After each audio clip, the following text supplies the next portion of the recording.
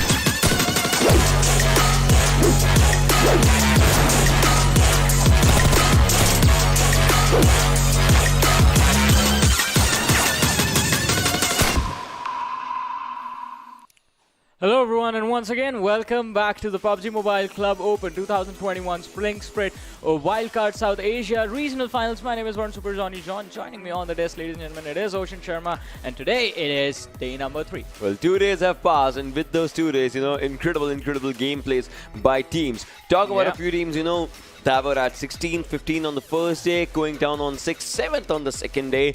Today might be even better for them. Exactly. Today is going to be even better because as the days pass, well, we move further on the road to PMPL, ladies and gentlemen, because that is the end of this journey. Well, it's not the end. It's a stop on this journey, the next stop. But we do have the graphic in front of us that showcases how things are going to go about in PMPL. Well, on the road to PMPL. So we have invited teams. We have Zeus Esports. Then we have the teams qualifying from every single region. And talking about teams qualifying from this region, there are just 2 slots for PMPL South Asia Season 3. But along with those 2 slots, we also have the prize pool.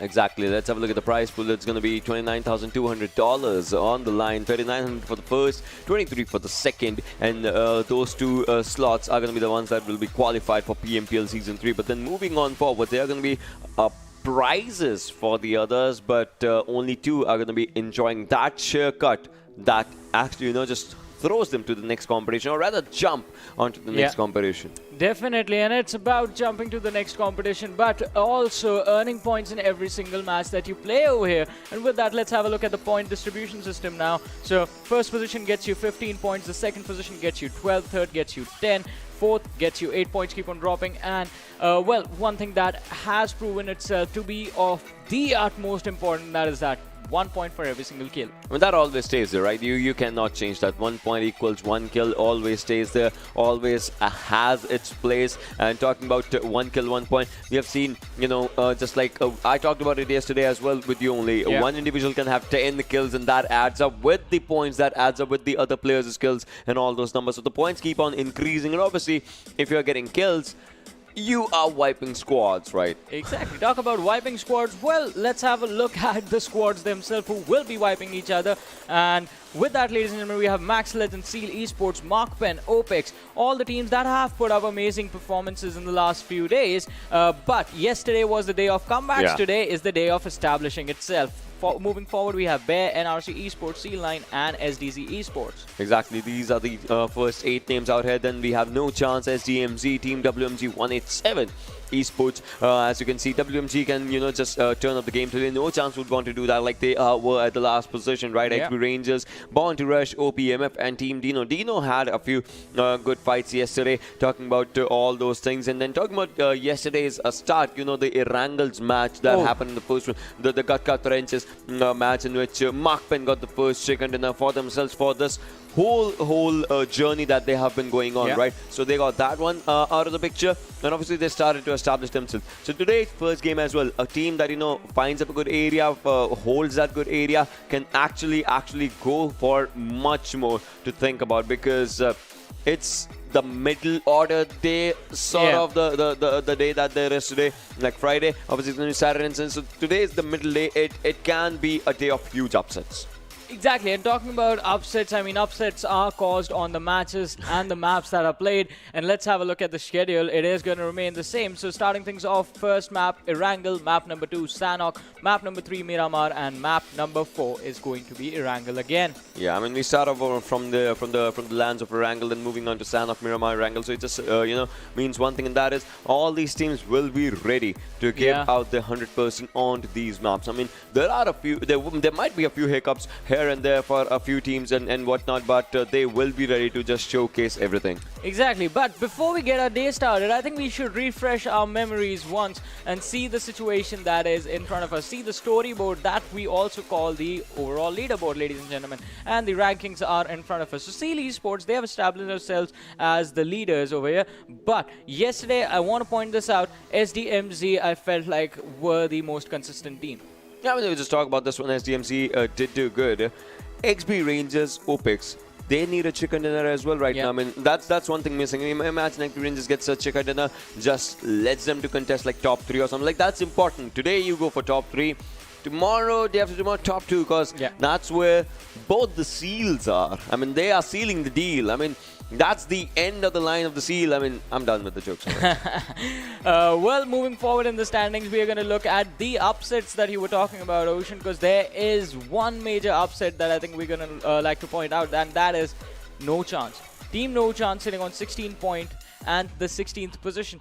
We expected this team to be inside of the top 4, the top 3. In top fact, 5, I would say, leading like the charge right now. Yeah, the top 5 somewhere right now. But being the veterans of the scene, it just proves how much the scene has grown. That a team that has always been there, associated with the wildcard region, with the South Asia wildcard right now, is not being allowed to drive up themselves on the leaderboard. But with that, match number 1 is live. The trajectory of the plane is in front of us. Right from the sides of Lipovka to Hospital is where we are seeing the flight path right now. School, Mansion, Rozhok, Yasnaya, Georgopol, good areas. Pochinki as well. But still, I would love to see what Team Seal does today, as military base might just be up for grabs, but it depends like where they're going to be just, dropping down for themselves. And then there are a few teams that just, go for Kameshki, Stalba split. A few teams go around Yasnaya split like individual players for themselves. But as we can see right from the bat, P2R, Grieger, and the players just dropping down already. Well, the players are definitely going to drop down, but one team that we will be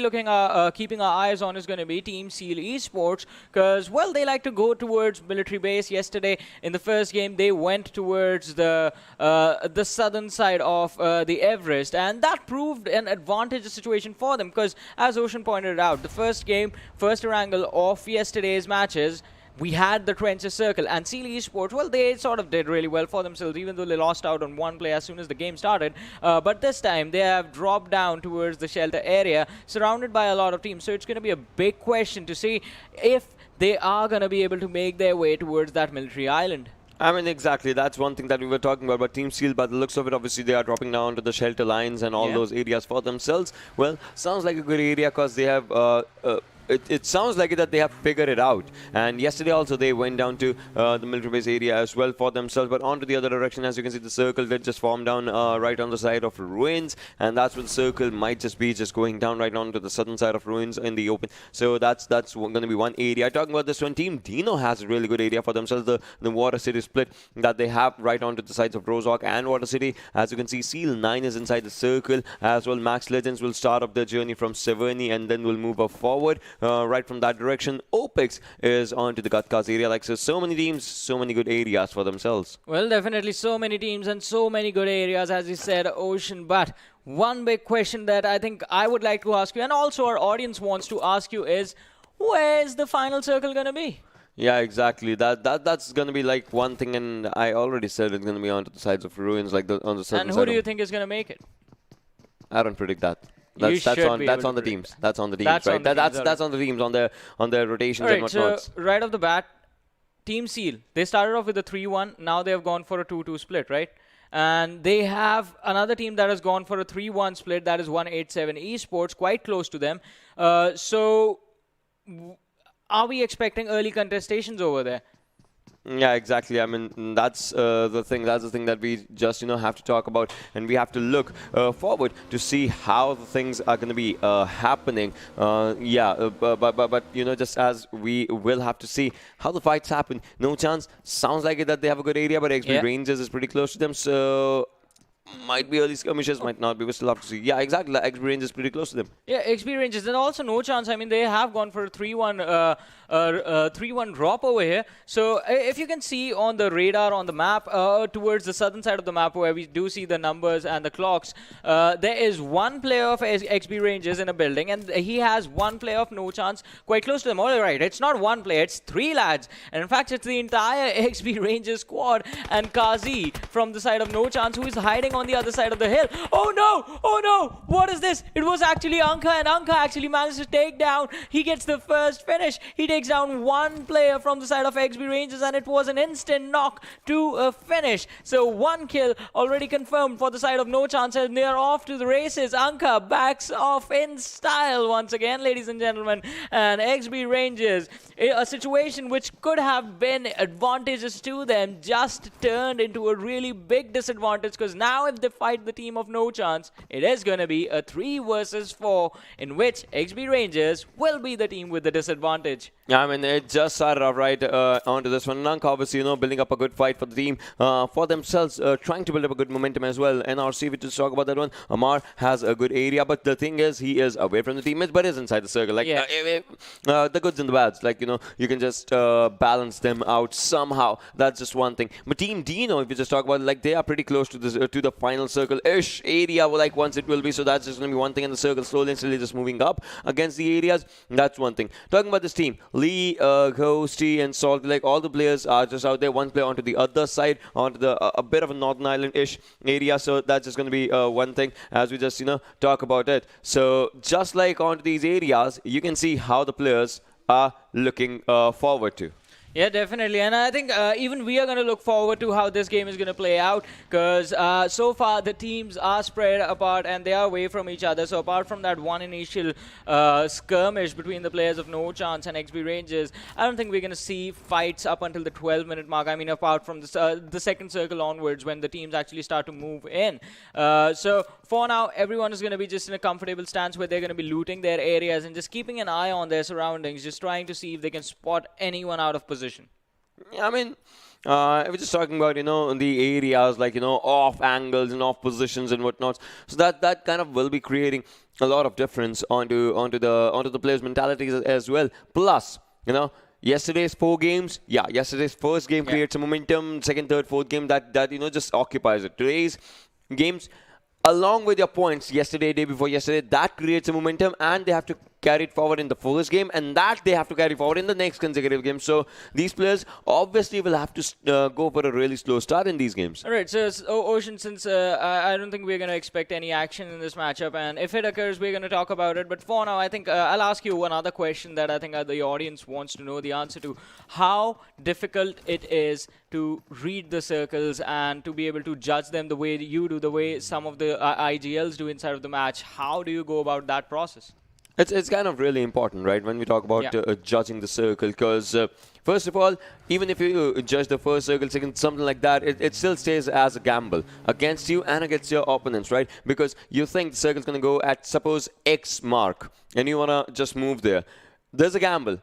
Onto your rotation, some team might just take you down, or once you reach that mark, there might be some team already out there. So first of all, you kind of need to, just go through that mental gamble, because if you thought of it, like, and that happens after a lot after like third, fourth, fifth circle when the zone's really close. So players have to, just already formulate their areas, already try to find the center of the consecutive circles and try and move there, because that's important. Plus, getting a hold of a central area, or something like getting a hold of of a good area inside the circle means that if a team is just rotating around you, you can try and take him down, because the team that is onto the rotations will be in the open whilst you will be in the house or something. So you can try and take 1 or 2 players down, try and falter with their rotations or something like that, and that creates a whole lot of difference. And talking about MAKPEN right now, by the looks of it, it sounds like MAKPEN again is looking on a really good rotation, but the thing is, where Pelzang is, they need to stay. I mean, sounds like a good area for themselves. Yeah, they have a lot of cover. They have a lot of houses in that position, and they have the potential to hold their ground. But we do see 2 players in those houses, and the other 2 lads getting out of the situation. So they are moving to the other areas, and that in itself, as you said, it could be a gamble, because you don't know what's on the other side of the hill, right? Yeah. You don't know if there are houses on the other side really far away. There could be a team holding that position, and they could be looking in your direction right now. Just had their crosshairs ADS'd into your position, and as soon as you go over the ridge, you could be shot at. So it is a gamble. You have to be prepared for situations, be it the best case scenario, you go in, you are all alone and you get a good position, or you getting taken down in a rotation, a team waiting for you in the center of the circle. You have to be prepared for all that. Also, one thing that I think absolutely no one can predict is, and it makes the game interesting, is going to be the hard shifts. Yeah, I mean, that happens like on the third, fourth circle, something like that. The hard shifts, they play against you sometimes. Well, if a hard shift is on you, that's obviously a good thing, but well, we'll talk about that one. Right now, you could see Seal9's players right next to DENO's.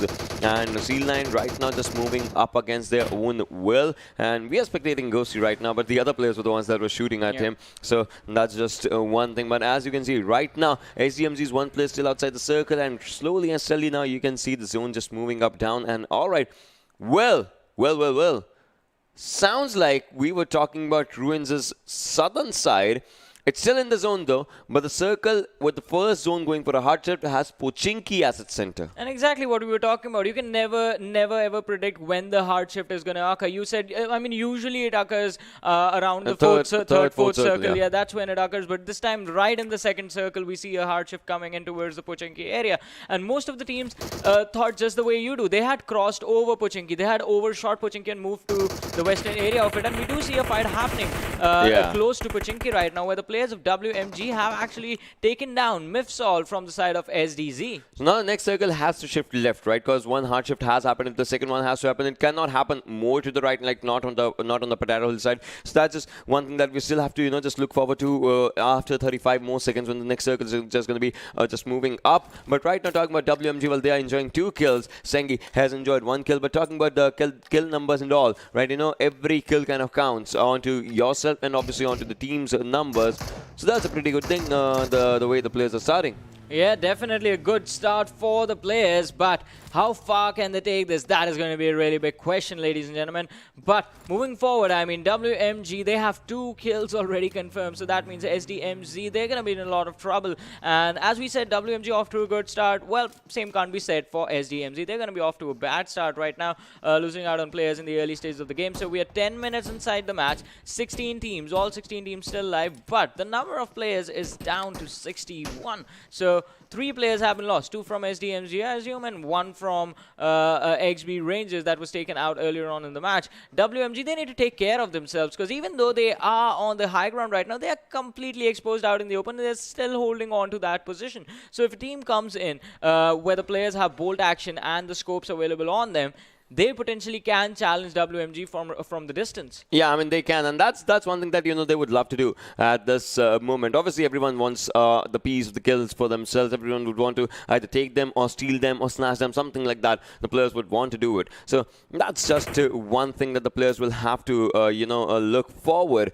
onto the directions. But right now, as you can see, NoChance players with Kazi. This sounds like a good deal. You can see a few tires out there of the US. Try to take 2 tires down. Try to make your opponents a bit onto the weak side by taking down the tires and by destroying, trying to destroy the vehicles. Sounds like a good deal. Well, Anka might just be spotted. His head is spotted. He tries to take up a shot, and Myunke is the one who actually is on low HP. Well, Myunke is on low HP, but he has the opportunity to heal up. He has 3 first aids, one of which is going to be utilized. And oh, Myunke just barely avoiding getting shot in the head. And it was, I think, Cocktail who actually fired the shot. So the shot actually hit just left of Myunke's head, and we did see the impact point of the bullet over there. But, I mean, managing to survive, luck is in his favor, and he's not going to have to use another first aid to try and take this fight. But the DMR action being showcased by this team is definitely pretty deadly, and NoChance is going to find the same thing as Kengzo was taken down by a Mini 14 from one of the players from the side of Seal 9. And alright, so Ankle is like, I'm just going to need myself. That happened. Well, now talking about NoChance and Steel 9, the players are still out here, and the circle obviously is just going a bit down onto the sides. You can see, you can talk about the players that are outside the circle. That's where NRC is. Talking about Team Steel, like those players are still outside the circle, and they have to make it inside the zone right now. But talking about this fight that is happening between 2 teams, you can see in the minimap there might be another team that is just rotating right from the sides of Team Steel. So they might just contest each other, if anything. But WMG still trying to make it onto a good area for themselves. 20 seconds onto the circle lines right now. The next zone will be forming up in less than 20 seconds. And out here you can see WMG Brad still trying to spot out the areas, trying to spot someone. He might as well spot someone onto the right hand side. That's where the player was. But as of now, XB Rangers, they are pretty good. Well, they are definitely looking pretty good. I mean, they've managed to survive all this while. So we're going to hope that they make it to the late game stage. We're talking about the late game stages. This is one team that during the group stages, we saw them make it to the late game every single time, ladies and gentlemen. Max Legends right here. Samitha and Jay on our screens right now. In the direction that they're heading, it looks like the players of NoChance are going to be there as well, so they might need to be a little careful. But SDMZ with 2 players, they have been surrounded by the players of MAKPEN out of everything. Momo right in front of them. Insanity is going to be able to get a clear vision on his opponent, but is he going to take the shots? I mean, alright, so Momo is in the trenches right now, and he's trying to hide in the trenches behind Pochinki. The sound cues are going to be there, but Insanity and Snipey, they need to be extra careful because this is going to be a 4v2 situation. But the beauty of urban fights is that you have much higher opportunity, especially in the early stages of the game. You have a higher opportunity, a higher probability of individualizing these fights. You can take these fights separately. You necessarily don't have to fight everyone at the same time. That's the beauty of urban warfare in the early stages of this game. Well, Insanity did try to, just spray out there. Now the players have to move forward. Talking about SDZ, they did lose 2 players, and that's where WMG was looking really good onto their areas for themselves. But right now, let's see what they can do when given more and more chances out there. Because right now the circle is their friend, but looking up forward, as we'll be seeing, you can see MAKPEN also really close to them, and SDZ might as well just try and take 1 player down or something, because they can hear that US just moving up in the close quarters. So Insanity would want to make the best out of the equation, trying to spot someone. That's what he's doing. He spots a vehicle. He tries to take up the shot. Well, this might just be bad for Momo, as Momo is being shot down. But Insanity, well, he tries again. He goes for the second attempt and the Scarrel. But I mean, Momo manages to get away from the situation. And alright, so I think MAKPEN actually misread the situation. They thought it was the entire team of SDZ, Insanity, and the other lad making so much noise that MAKPEN, they actually fall back a little bit. And the circle takes another hard shift. It does move slightly to the left, but it looks like it's going to be on the Pochinki area. Yeah, it definitely is going to be on the Pochinki. Well, actually, the backside of Pochinki, the one that's open, and Opex, well, the players are going down. You remember the first ever game of PMCO Pakistan that we casted together. That's where the circle was, the opening area behind Pochinki. If you remember that one, this kind of is like that circle, because that's where the zone was just ending. And well, we'll talk about all those things, but NoChance Kazi needs a revive, and we'll have to see if the revive actually happens. As the Insanity onto this side takes on WMG Taco onto the other direction, and NoChance players still have to just move up from one direction to the other. Meanwhile, Insanity takes down S9 Enki as well. So Seal9, the players are also in trouble. And talking about trouble, we cannot let go of the fact that Seal9 and Team Seal, they are contesting for first and the second position right now. And obviously, if you are selected, the most important thing is the prize pool as well. And with every game moving up forward, you kind of have to be on your toes. Anka drops out, drops up onto the areas, and Unknown is still outside the house right now. Seal9 becomes the first team to be eliminated, and that kind of will be, a big of a full stop, because they don't have any kills as well. Well, definitely. I mean, an upset coming in for Seal9 in the very first game of today. But NoChance is still here. They have 2 kills confirmed. Kazi needs a revive, and the revive is happening. So he's going to be back on his feet in a few more seconds, ladies and gentlemen. Team NoChance, they have a really good position on the edge of Pochinki, but they'll have to pull and hold on to a lot of pressure that's going to befall them in the next few seconds. In the next few minutes, I'm sorry. Anka, he's trying to keep an eye on the horizons, trying to look in every single direction to see where the assault is going to come in. A level of aggression that they are anticipating is going to befall them. But on the other side, Team Seal taking a fight against XB Rangers. The trades have come in, but who is the fight going to favor? And as we do keep an eye on the radar as well, there's another team close to Team NoChance that they're going to be careful about. But MaxLegends taking a fight against 187. Now, 187, they haven't been having a really good time in these finals right now. They've lost out on Beast, but they've managed to surround MaxLegends from 2 different directions. I mean, they can sandwich the team, but to talk about Moray, he's also behind the players of 187. Might as well go for a backstep. Obviously, a YOLO strat in this one. That can happen. But if you talk about the teams, you can see so many teams are still outside the circle, as the zone is just slowly and steadily forming up, and it's like 15 meters, 16 meters, and all those distances. The difference is that it is just forming on and around the areas right now. Jay just trying to spot someone, take someone down, and the thing is, again, the circle is not their best of the friends. So obviously, zone creating a lot of difference. And you know it, be it 1 meter or 10 meters or 100 meters, the zone's going to bite you. Yeah, definitely the zone is going to bite you, and this one is going to smack you in the face a little bit as well. It's the fourth circle after all. But the players of Max Legends, though, they were trying to shoot the beast. They got him low enough for the zone to actually take him. Well, that's just one thing, but hey, Bear Arimun goes down. He did loft up a good grenade, and Bear Prince grenade takes down SDMZ's Jelly. I mean, the revive should be just arriving, but right now, Prince is going to go for a revive on Arimun as well. He has to, look forward to all the directions, but on to the other side, you can see Samita taking down 187's Nare right for the fights, but Are's on low HP as well. Psycho needs to move forward. He knows it. He throws a good grenade. Arimun might be the one to receive it, probably. I mean, the grenades were just outside on those areas, and they know that Team Bear is onto a safer location. So what they have to do is just try and take him down. They did try Psycho, I mean, but still he's in the open. That's just one thing. Jelly's still on to the revival phase.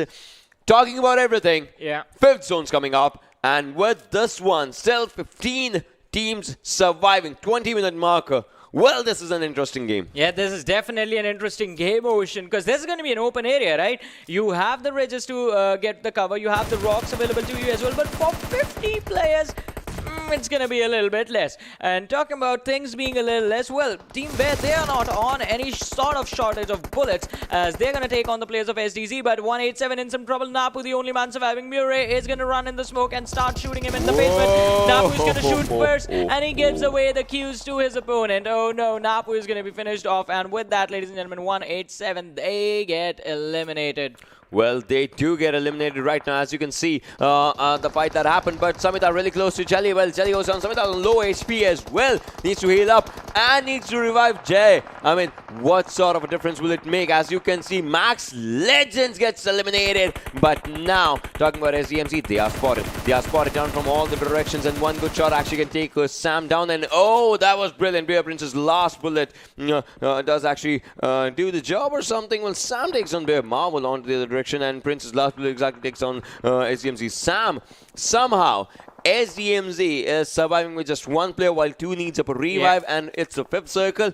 Revivals are rare sometimes. Yeah, revivals are definitely going to be rare, considering Sam is going to be spotted out by Prince and finished off. Team Bear definitely off to a really good start. And it was Team Bear as well who finished off Max Legends over there. They skipped over the players of SDMZ. They knew who was the first priority. It was the players who can actually take a fight. They finished them off, and then taking on the players of SDMZ have managed to control a really good area. But now comes the challenge. Now comes the challenge of moving inside the circle. Are they going to be able to do that? NRC inside the house, right on the northern edge of the circle. They have the players of OPMF spotted out in front of them, but the fight is coming. The players of OPMF taken down by the play zone. Murray is going to be taken down. You need to pick up the kills. If one shot even connects, that is the kill coming your way. Look at this. MAKPEN, OPMF, one player still surviving. It's Aksim who is still there behind the players of NRC, and if NRC are completely unaware about his position, he can put them in a lot of trouble.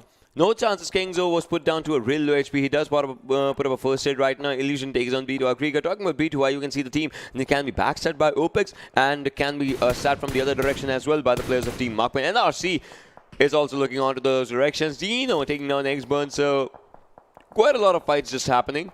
And that kind of, just makes up a tricky affair. But the zone is with MAKPEN. And that is where we were talking about, the circle, the game that we were talking about, the one that we casted previously as well. So it kind of sounds like the same circle. Obviously, did throw a lot of curveballs onto the areas, but right now, Team Bear Sog has been spotted down by the player of Team Seal Baron. OPMF, meanwhile, gets eliminated right onto the fights right now. But Team Seal Baron, he's on really low HP. I mean, he needs to heal up. Otherwise, it will be trouble. Yeah, it is definitely going to be trouble. But I think the ditch that the players of NoChance are in could actually help them out. Look at this. They are barely inside the circle. So the circle is still on them. They don't have to move much to stay inside the cover. But the problem is in the fact that, well, they will have to fight a lot of teams that will head in their directions. The players of NRC still not out. Oh! What? Now they do realize it, and now Marco goes down. I mean, he was a bit too early to be late. That's how it happened. But Toxin on from the other direction. They try and take the player down, and out now. He is actually outnumbered by the whole squads, or by all the players, by the lobby. But Baron goes down by a good grenade.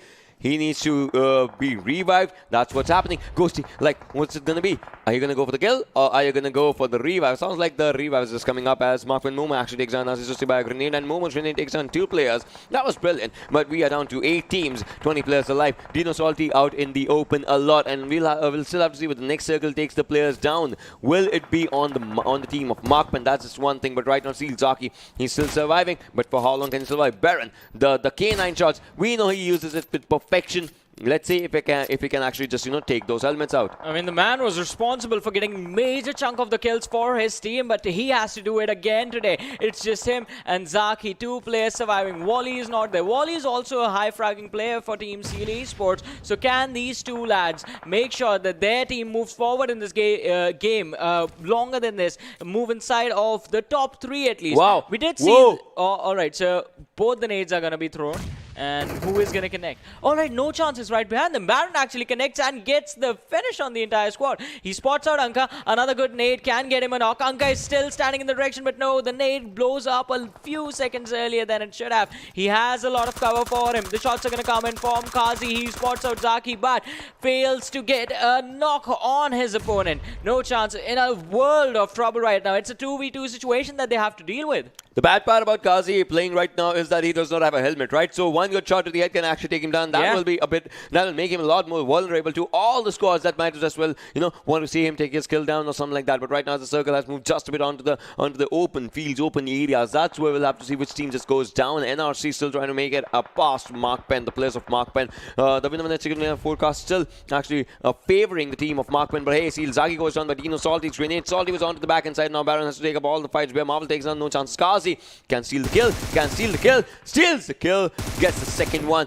Might as well go for the third one for himself right now, just trying to go for this one, but he needs to go for the revive as well, and he is waiting for his teammate just to arrive really close to him so that he can revive. 6 seconds on the clock. They are on the edge of the circle. Talking about Anka takes on 1 player from Team Bear and finishes him down, has 9 bullets, and well, he goes down. That is the end of Team NoChance right now. They did play really good. We talk about the previous game versus this game. Like yesterday was not a good game for them, but right now, let's see how the fights actually happen. Team Seal Baron still trying to get the players out as of now. I mean, Bear Prince is still out there. Seal Baron still has to do something. Can he just get that kill? He tries and he actually eliminates 1 squad. We are down to 5 teams. 13 players alive. Team Seal, 2 players still surviving. Well, and we talked about Baron being a top fragger for his team. His team has 5 kills. He has 4 out of the 5. Making sure that his team makes it forward. But MAKPEN Momo, he was completely unaware by the players of NRC. Runs inside the house, gets taken out. The players of NRC, they are being revived. 1 more revive, and it's going to be a 4 versus 4 situation. MAKPEN Illusion trying to stop the players from charging in. He's inside the smoke right now. Amar in a really perfect position. 1 good grenade, and the team of MAKPEN is going to be in so much trouble. They are pinned down inside that barn house. Absolutely no way for them to escape, and NRC is the team that is keeping them in there. There's an airdrop right there in front of these lads. Is anyone gonna head there to take it, or is it already looted? Sad news, bad news, after terribly mad news. That's one thing, and that is the circles arriving with the fights happening. These players will have to see, you know, who do they obey first? Is it circle or is it the fights? Do they go inside the circle in the next zone? Because that's important. But hey, NRC Pablo has been spotted down. But onto the other side, MAKPEN Luch also goes on a Mars grenade. So somehow it's a win-lose fight that is happening on both directions. Amar is really close. He wants to just barge in onto the areas, and now the circle 19 meters away, 19 meters shy of this area. DENO Salty right on the right direction. Might as well take 1 player down. I mean, that's just one thing. He wants to get it as his game. Team Seal is also just arriving out here. Pelzeng is out in the open. Does he know that Zaki might as well just spot him down, take him down? Like, that's one thing that Zaki would love to do in this location, this situation. I mean, MAKPEN, all they need to do is take those players down. By the looks of it, he is trying to spot someone. Pasta is still out here. 12 meters of the difference between him and the circle. Pasta knows where Hazin shot from, and he spots out the players of NRC. Takes down 1. Pablo can be spotted. Pablo can be taken out, but no, Pasta gets taken down now, and MAKPEN in a lot of trouble. Momo and Illusion, they're gonna have to pull their team out of this. All the knocks have been taken by DENO Salty. He took down, he confirmed 1 from behind. Pasta did take 1 down, and now NRC knows the fight is from some other player, but DENO Salty gets taken down by Seal Baron. And now in the situation, MAKPEN is a team with the players in the number for the contestation. But onto the other side, as you can see, Pasta has been left behind. He cannot be revived as of now. Obviously, that's just one thing. The zone coming up, it is a 2v3v3 situation in which MAKPEN Pelzang, the smoke right next to him, might as well just fade away slowly. slowly and steadily, but Seal Baron is just a bit behind. He knows it's not going to be a car fight, the car 98 fight. It's going to be an AR fight, so that's what he has to have. Pasta did something out of the extraordinary. Usually the players just try and stay in as long as they can communicate with their teammate. Pasta is like, this is a waste of time. Just went into the blue zone. He's like, I'm still going to talk to you guys. He's like, there's no surviving, right? Yeah. But right now, Seal Baron takes an NRC Pablo, so that's the fight that is happening onto the other direction. Seal Baron is like, he has been spotted down. He has been taken down right now. It's down to Zaki. For how long can Zaki survive? And Baron is still trying to just, crawl down to his teammate. But as you can see, MAKPEN is trying to take down the players. They do. Illusion is creating an illusion for the players of NRC, and NRC gets down, and now it's just one player surviving. MAKPEN wins again. This is the second in the first game.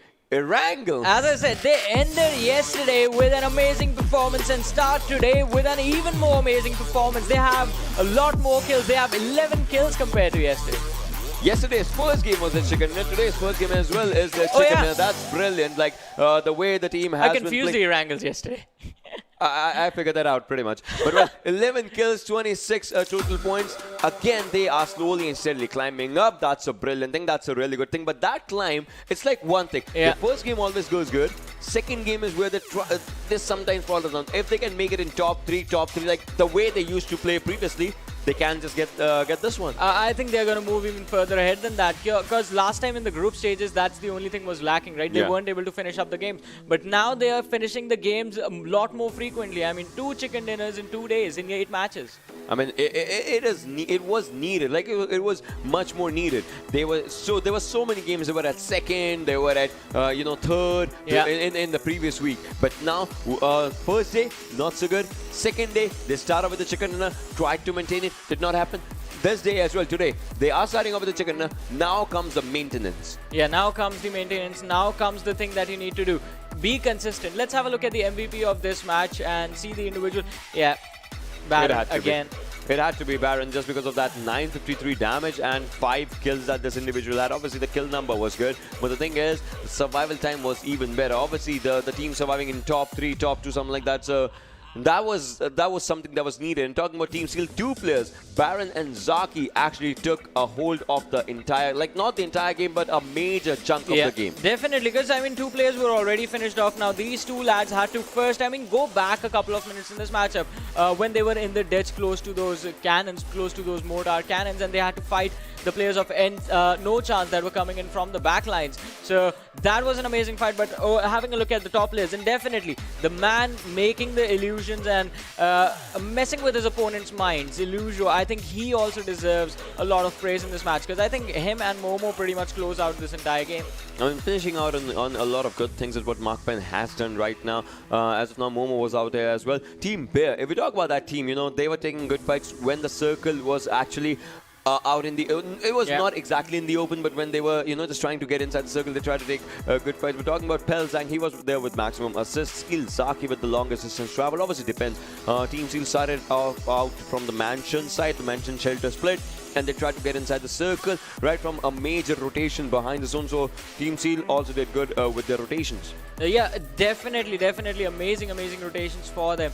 And I mean, it was quite tricky for them to make it work, because they were always rotating late. I mean, if you remember when we had the map in front of us over in the second circle, they were still outside it, and then they had to make their way in, and still they managed to be in the center of the circle somehow. But match rankings in front of us: 26 points to MAKPEN, Seal Esports with 18 points, NRC with 16, Bear with 13. So the major chunk of the competitions for MAKPEN are still in there within the top 4. It's just one team that has actually faltered out. It is Team Seal9, who were the first ones to be eliminated. I mean, it was Team Seal9 that did eliminate right off the bat. As you could see, Team and SDMZ as well, with no kills to their name. 1 in 7 did have one, but the circle was troubling them a lot, while Team Bear was on to the other side of the zone. So that was just one thing that was happening. Max Legends in this game also not a good performance though, but they would want to come back, because obviously it's like second, third game is theirs mostly. So we'll still have to see how that thing just pans out with everything. Yeah, definitely. And talking about things panning out, it is going to be really important to see the differences between the teams as far as the game is concerned. So I think, alright, so after OPMF is when the teams were stuck in that open position. and that is when everyone knew each other's position, but there was not enough cover. You were able to fight it out. I mean, there were so many teams. You could see, let's start from 800-ish damage. Let's start from 700 damage. Yeah. Team DENO was out there. SDZ was out there, like with decent damage numbers for themselves. Talking about the fact that they had 3 and 4 kills for themselves, right? So that matters. We're talking about there was SDMZ with 627 damage and no kill. That means, you know, the concept of good fights and bad fights. It still stays out here. And talking about Seal and NRC, 6 kills each, but the damage stats was just a bit onto the variable side. Yeah, and it was going to be variable. How do you spot someone and how exactly. do you take that? Plus, with the positions of the teams, I mean, as we did see it happening, even if you spot and take someone down, someone else is actually finishing them off. So the kill counter over there can take a bit of a downswing. But now let's move forward and have a look at the OPPO moments of this match. And I think most of them we are going to be able to see in the last few stages. This was quite interesting. XB Range is just losing out on one play as soon as the game starts. Yeah, but then this is where the major chunk of fights just started happening, right? As the teams were trying to rotate onto the back end sides. And the team that had the area, that was MAKPEN, they actually had the best area for themselves. But talking about OPMF, well, they did eliminate one team, and then, you know, getting inside the circle was one thing that was just onto the other side of them. And Max Legends, this is where the elimination happened. And if you remember, MAKPEN actually backed off from Pochinki. They were the first team to back off from that city area. When we did see them come face to face, I think it was with the players of XB Rangers, and then they sort of just completely avoided the fight when we saw Momo getting shot at. He was in his UAS, and they yeah. So from here on out, they went to these houses, and this is where the final fight sort of all broke out. And this is where Baron was just, you know, getting those kill points for himself. And that was brilliant the way he actually did. And now he, Anka did go for the finish, but the reload and switching of the weapons and all that kind of just, you know, took a lot of time right off to him. And this is where the top 5 teams were surviving. And that was brilliant. I mean, you can see Pasta spots down 1. Takes him down, but the kill immediately gets stolen by Team Salt. As you can see, he gets up, he steals the kill. And that did not just get him down. And eventually, Pasta went down because of that thing only. But one spray, Illusion takes the players down, and well, this is almost the end of the game. But I think still, MAKPEN, they played this one really smartly because they left Pasta behind as a sacrificial lamb, and he proved really useful in the sense that he gave away so much information. He had the information of where Salty was, he had the information of where the players of NRC were exactly positioned. If you remember, Hazim just getting out from behind that tank and taking a few shots, he was clearly spotted out. So information is always going to be key, and it leads you to victory. It does, and it did lead them to victory. We'll just talk about this one. But if we talk about the victory, you know, just staying at the top is good. But, you know, you kind of need to do a lot to just stay there, because sometimes it's boring, sometimes it's fun. It just depends on how you are going with the perception of the game and what's at stake. Right now, with everything at stake, I mean, all these teams have to give their 100%. I mean, but as you said, sometimes it does get boring staying on the top, but boring in that scenario is always going to be good. But for now, ladies and gentlemen, the excitement of the matches is not going to die. We're going to take a very short break, so you guys stay tuned and keep watching. We'll be right back with match number 2.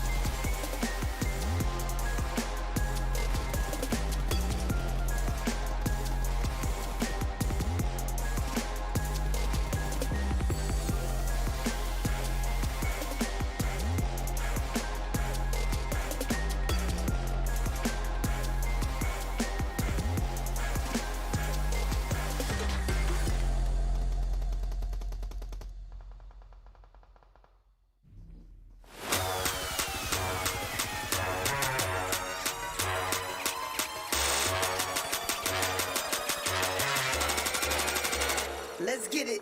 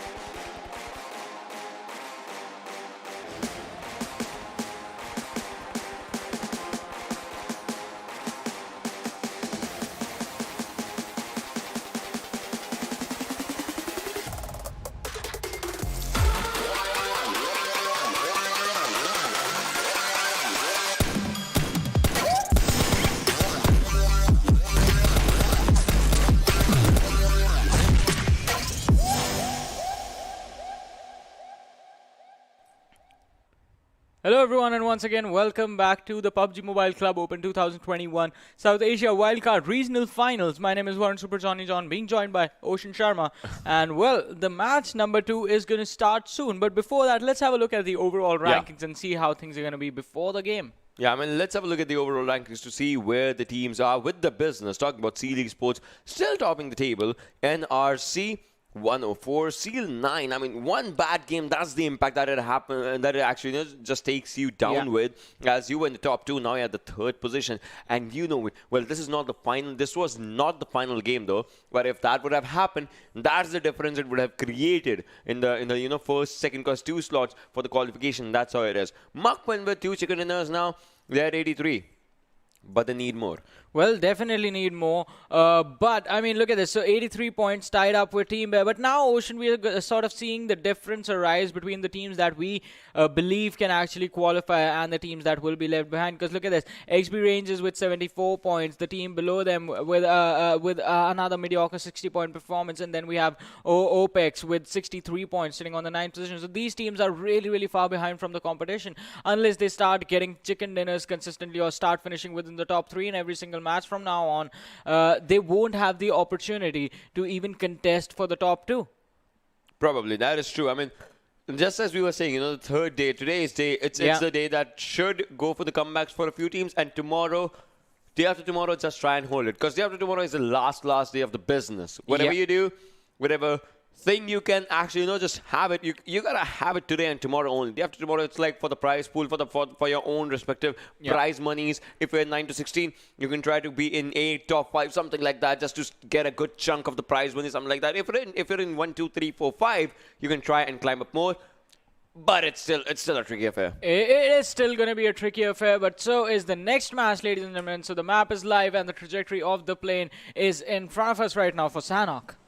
Yeah, we started from the backsides of Camp Alpha to Kampong. Query, Bootcamp, Pine and Ruins are going to be good areas. Camp Charlie as well, if the team wants to go there, they can go there. Paradise Resort is going to be a decent area as well. If we just talk about this one, Hearten is still out here up for grabs. If a team wants to go into that area, but still, I would love to see two things. How good can MAKPEN hold? And the second thing is, what can Seal9 do in this game? Like talking about both the Seals, because one is at the top and the other one dropped a bit down. So how do these teams, play this game? Yeah, exactly. I mean, Seal9 definitely won't be looking to take an exit on the 16th position in this matchup right now. In the early contestations. Yeah, definitely, because that is the thing that hampered their performance. It was detrimental to their performance in the last game.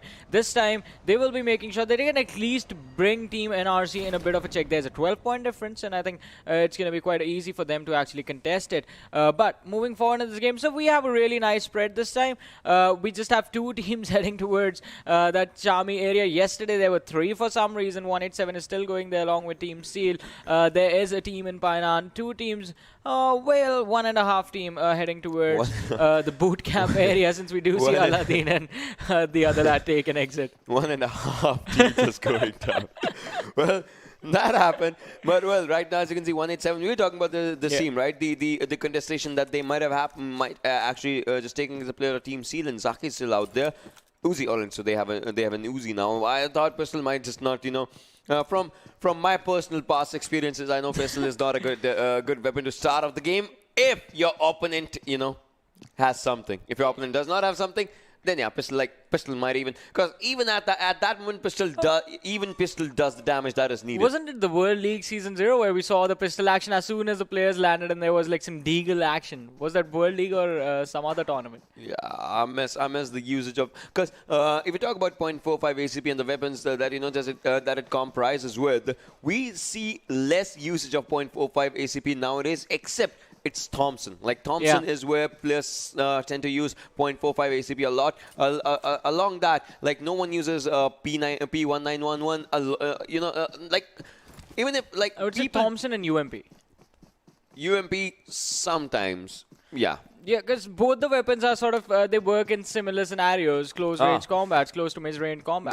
Good old days when Vector was a 0.45 ACP and UMP 9 was the thing.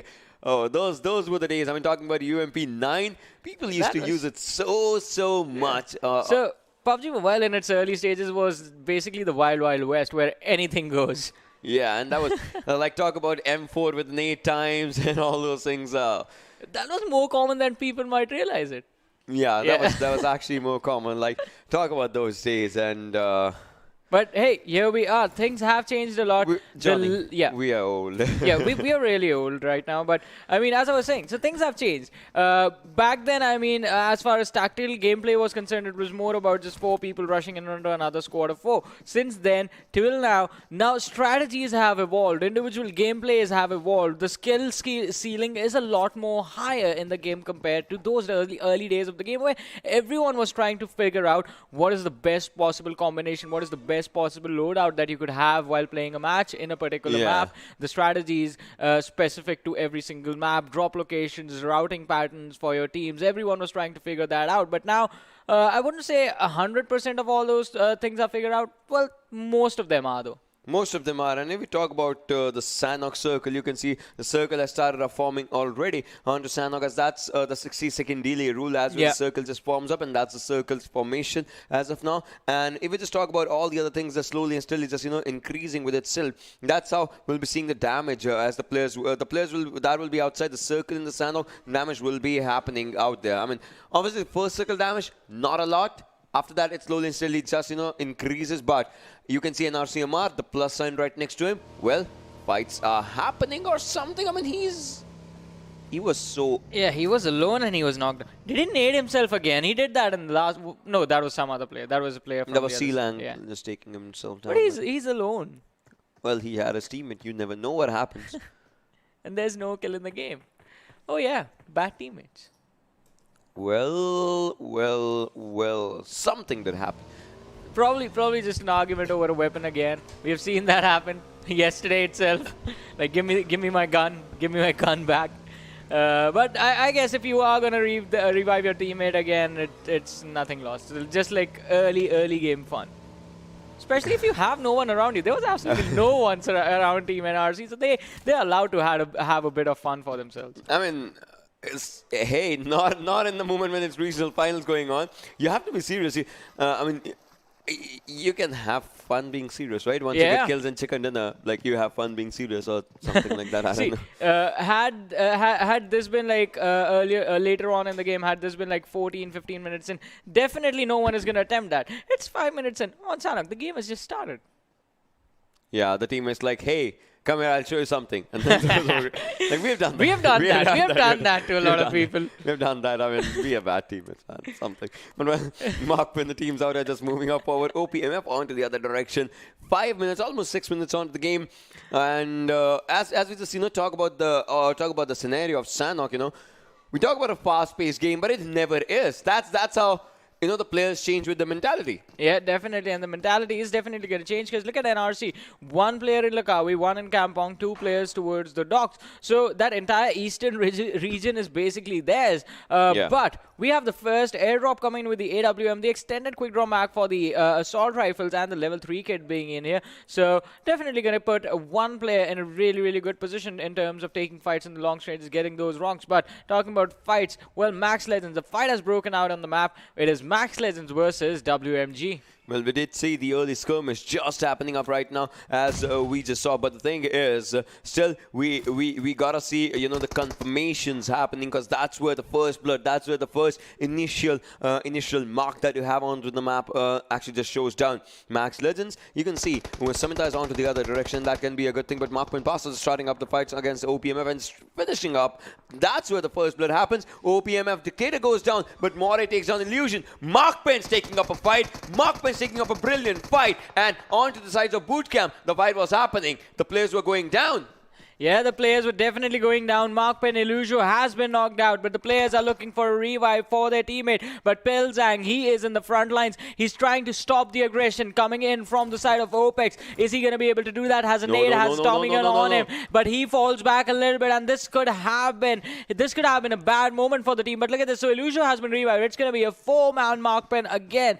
Pilzang with a nade is going to try and catch a few players off the squad of OPMF off guard, but he needs to be careful. Aksim is quite close, and this is, well, it's going to turn deadly in a few seconds. I wanted to see OPMF actually. I wanted to see what the players do, and you can see Vector in the hands of Axiom. But the thing is, Team Bear is something that we can see right in the close corners. Not exactly close corners, as they are not in the minimap as of now, but still a bit far away is where they are. But Pilzang takes on another one. It's 1 player surviving. Then that's going to be Axiom. How much of a fight can he take with a Vector, or what's going to happen? As you can see, the players just moving on. Illusion taking up an M4 and just moving up forward. It's a 1v1 fight, and he takes him down, and Illusion takes 2 kills for himself.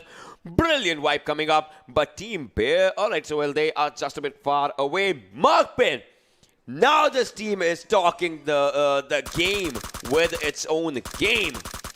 Well, they are definitely talking game at this point, but moving forward, DENO is in some trouble. Fantastic has been taken down. He has been finished off by Senior, who is just lying on the ground taking those shots. DENO, Salty, and Lee in the back lines right now. Salty has a rock for cover, but they're still cut off from their own teammate, because look at where Ghosty is. He's on the, basically on the low ground, along with the players of Team C in line. Alright, Salty steps out. He's going to be taken down. Lee is still there for the revive, but Senior, the entire squad of basically Seal 9, and they're not taking their crosses away. So Senior actually put up a few shots, and that let Salty come out, and Inky from an off angle took him down. That was a brilliant bait just coming out from the players. So that was a really good thing, as we just saw right now. But the thing about this one is that it's still onto the other side of the river, right? You cannot go for the rushes out there. All you can do is just get your bullets out and try to waste the utilities of your opponents, and that's one thing. Well, Ghost is pretty close to the team, but he also cannot, take a let alone fight, because if he gets knocked down, you know that you cannot come to revive him. But yeah, I think the X factor in this thing is going to be that I don't think Ghosty's position is compromised right now.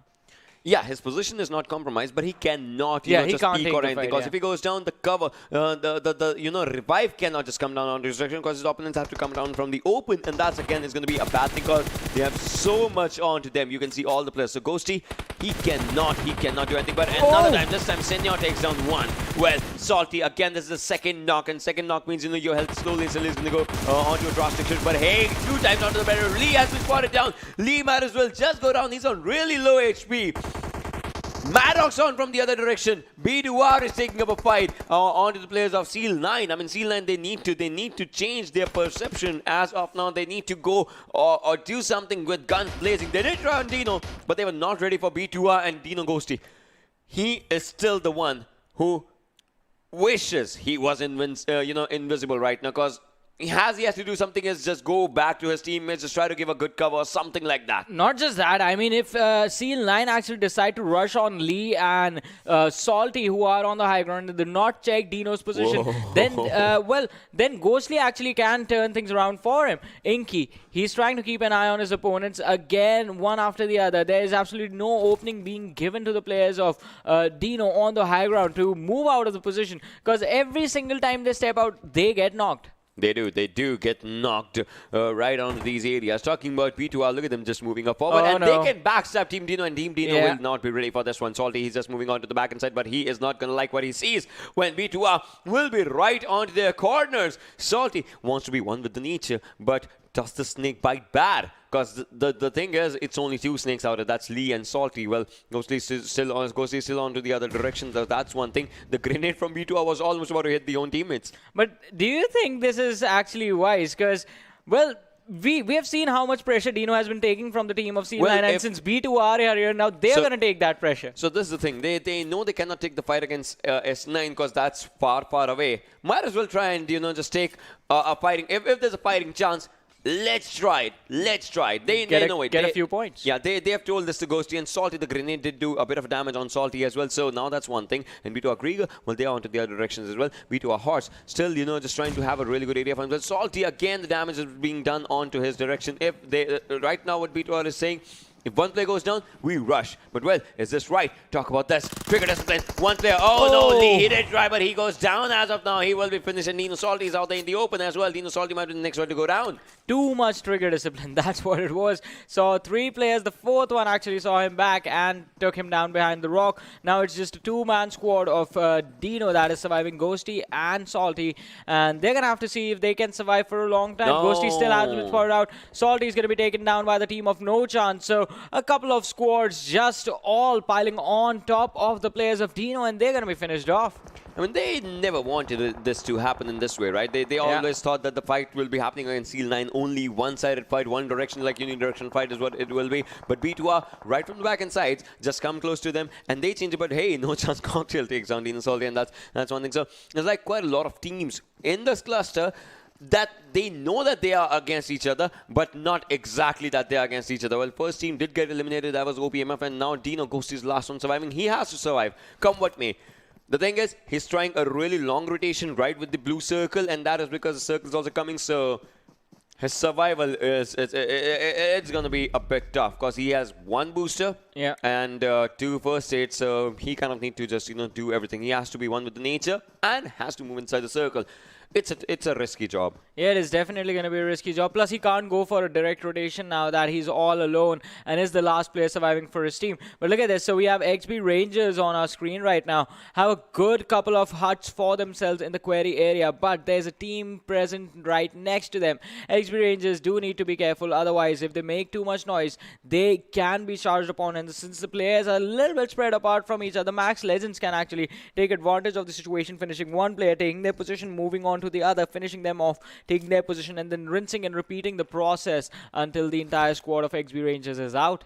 Well, yes, that's just one thing. That's the way the fights have been just moving up forward. But talk about MaxLegends. The previous game, the team got eliminated on what, 15th, 14th spot, but obviously they had the kill points for themselves, so they got 2 kill points in the previous game. In this game, they would want to just change that number somehow. Talking about WMG Spider, well, still the circles hit. Just going on that individual, and circle still just moving up. But the thing is, WMG, they still have to look forward to how they can get inside the circle, because there's this one team of B2R MAKPEN is actually on a different role. Now, Nisal has been spotted down as well. It's just a matter of seconds to just spot someone and say enemies ahead and just try and take that fight into their own hands. But MAKPEN, Pilsang has been spotted down. He goes down. He needs to be finished. But no, Nisal slows himself down. Will go for a revive, and probably after that will take up the fight. See, but here's the interesting part. Here's the fun part. Born to Rush, the players weren't taken down by MAKPEN. I mean, the other one was taken down by the players of SDZ. So, Born to Rush actually need to be careful as to how they engage the fight. They did take down one of the players from the side of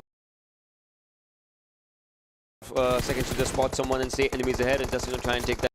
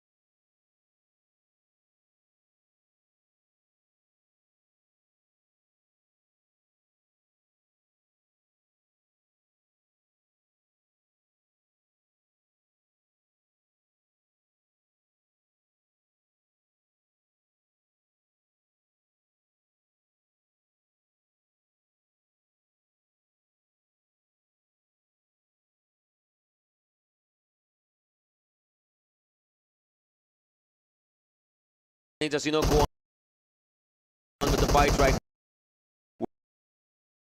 Surviving uses up a vector, but no, Team Bear gets eliminated. Now is the time to revive. Well, sounds like it, but the thing is, you have to, just go against the queries area, go inside the circle. It's gonna be a long, long day. Yeah, and it's a difficult terrain to maneuver as well. So, quite a troublesome situation for the squad, for the lads over there. But look at this, talk about trouble. Dhage is actually moving forward towards the players of SDMZ. He has 3 kills out of the 4 that his team has in total. But the players of SDMZ, are they gonna be caught unaware by the position of their opponents? I don't think so, because SDZ, 2 players have been taken down, and the third one is really low. The revive is going to come in a few seconds, sniping on the backlines, but Array with an nade in his hands might be able to get the finishes. The nade is going to be tossed, misses its mark. Insanity trying to revive Dhage. The smokes have been deployed, but the smokes also act as beacons, and if a nade falls inside this one, then it's going to be an end to Dhage and Insanity at the same time. This definitely is going to be an end out in that one if this just happens. But look at this, NoChance Rock will take down Seal9 Roy, and Roy will be finished down as well by NoChance Anka. So the kill just comes home to the players. But as we just talk about the players and everything, you can see MAKPEN is also in a lot of trouble as the players are going down. They did, the 2 players have been taken down. The revive should just arrive, but right now SDMZ, they still have to take up this fight. But this is the low ground, high ground fight. Yeah. So this kind of sometimes becomes tricky. The grenades, the nade parade should be just happening right about now. And inside the circle, it's 187 away from the fight. So it's that team's chance to, just get a good hold of points, because previously it has been, ups and downs. More downs than ups. Yeah, definitely more downs for 187. They don't have a good position in the overall standings, sitting somewhere along the bottom 3. But if they can capitalize on this match, they can bring themselves a little further up. But look at MAKPEN, Pilsang, right next to the players of Born to Rush. Yeah, he is down as well. Like, obviously, he needs a revive. So that's just one of the things. So MAKPEN was looking like a really strong team, but right after the next game, it's just on to the ups and downs. Well, Insanity takes up 1 player with the grenade, though. And you can see the Dhage becoming grenade onto the other direction. Now Psycho, all needs to do is just, heal up and move forward. Otherwise, the rush is coming from the back inside. That's Max Legends for you as they are rushing onto the areas. SDC as well. Psycho is the last one surviving, and he's sandwiched by 2 teams. He still wants to take up a fighting chance if there is. He takes down 1. He actually just takes the team down. Meanwhile, MAKPEN gets eliminated. Yeah, MAKPEN is going to be taken out. SDMZ is going to be taken out as well. And now SDZ, they have to regroup as fast as they can because the Max Legends are arriving. Dilla is going to be knocked out. Is the revive going to come in as the player is in some trouble from the backline? Seal9 Myunke has spotted out the players of Born to Rush. The shots are going to come in on Grigger. Their 1 player is knocked out. Grigger is the last man surviving. He goes on to the other side of the ridge, but Myunke still knows his location. He can potentially charge in on his opponent. But no, he is going to be taken down in a few more seconds. DENO gets eliminated, ladies and gentlemen. We're down to 9 teams. 3 more eliminations coming in. Gregor finishes off SDZ Insanity, but Dhage is there to stop him in his tracks. And one more team, Born to Rush, get eliminated. Opex, they were taken out after this. Born to Rush is going to be there. And, well, finally moving forward in this match, 7 teams alive, 18 players still in this game, and it looks like NRC, they are back to the consistent way. C-Line is here, Seal Esports is here, NRC is here, the teams in the top 4. Well, the players are still just, trying to move with themselves. We are down to 6 teams as of now, as we just, we're talking about.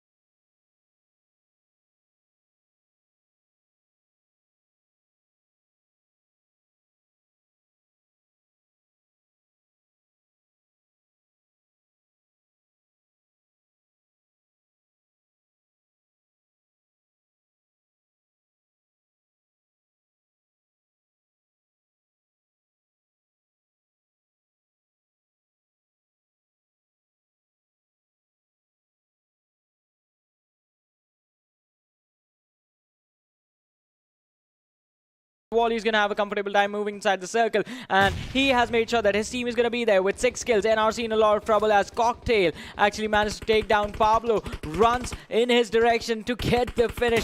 But who is going to get the finish on Pablo? Oh, it's the player from NoChance. Aka actually managed to confirm a kill for his teammate. NoChance in a wonderful position in this game. They have 8 kills to their name. Could this be the turning point for this team? Inside of the top 3, Amar, he is going for a heal battle with 11 first aids. But his booster bar is really low. That might just be a lot tricky than he would have thought of it. But, well, he's getting placement points. Seal 9 gets eliminated. It's down Team Seal. No chance as they are taking fight against each other. Will Team Seal get this chicken? That's important. Or no chance. Will they open up their bank account right now with the chicken? As Cocktail is trying to spot someone, but onto the other direction, you can see Wally is trying to spot Cocktail as well.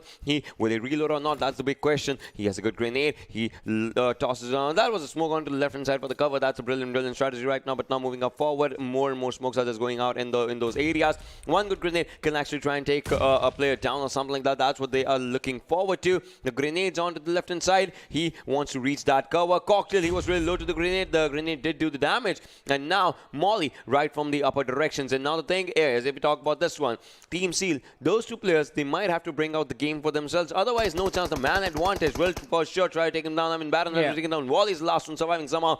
But what's it gonna be? I mean, I'm talking about NRC. Will it be the 3rd position or the 2nd? It is 2nd right now because NRC still outside the circle, healing up. No chance. Where is the last player? Where is he? What is he doing? He's healing, putting up the first hits somewhere 200 meters outside the circle. No one knows where he is. And now the first aids are gone. Emote, yes, there it is. Bye-bye. Whoa. Okay. Just dances in the exit, but no chance. Finally off to a good start. They get themselves the winner chicken dinner, ladies and gentlemen, and with good number of kills. They had 10 kills in this match, 25 points, and that brings them off the 16th position. They are 15th now. I mean, that's the thing, right? The way they started off playing, we thought of it, right? How they will be changing up the strategies and everything. They are 15. Baby steps is what you can call it up right now, but the baby steps will have to turn itself into giant leaps or something. But hey, the giant leap can come in because Wildcard Region, well, definitely the Wildcards again. Let us remind you, this region has a habit of getting back-to-back chicken dinners. I mean that's one thing, but back-to-back chicken dinners, you kind of need to go on all cylinders, and that too starting off today. It should happen soon. Yeah, it should happen, and it needs to happen a lot more frequently for a team like NoChance because, well, on the 15th position right now, I assume if they get 3 chicken dinners in total, that's going to be 75 points. If they get 3 today, that is 75 points. Even that does not help them get inside of the top 5. Yeah, I mean that's totally true. Even that does not. But we still have to think forward to and look forward to how the things actually change. Exactly, but now let's have a look at the MVP of this match, ladies and gentlemen. And well, it is going to be Wally from Team Seal again. It is either him or Baron. Team Seal, they never let go of things. Yeah, back-to-back Team Seal just showcasing their dominance out here. That's just brilliant how it is. 4 assists as well. 1 of 5 hitting, 794 damage, and survival time, well, 21 minutes. Like 20 plus always is where Team Seal just stays. Yeah, definitely an amazing performance from Wally, but also the other lads in this game. Dhage from SDZ, Cocktail from Team NoChance, and then we have Snipey from SDZ as well. Yeah, I mean, talking about all the players, so if you just, look forward to all these things, well, somehow, you can see the players were looking really good with the gameplays, with the game style, with the game senses. I mean, it was just a matter of time and the players did good.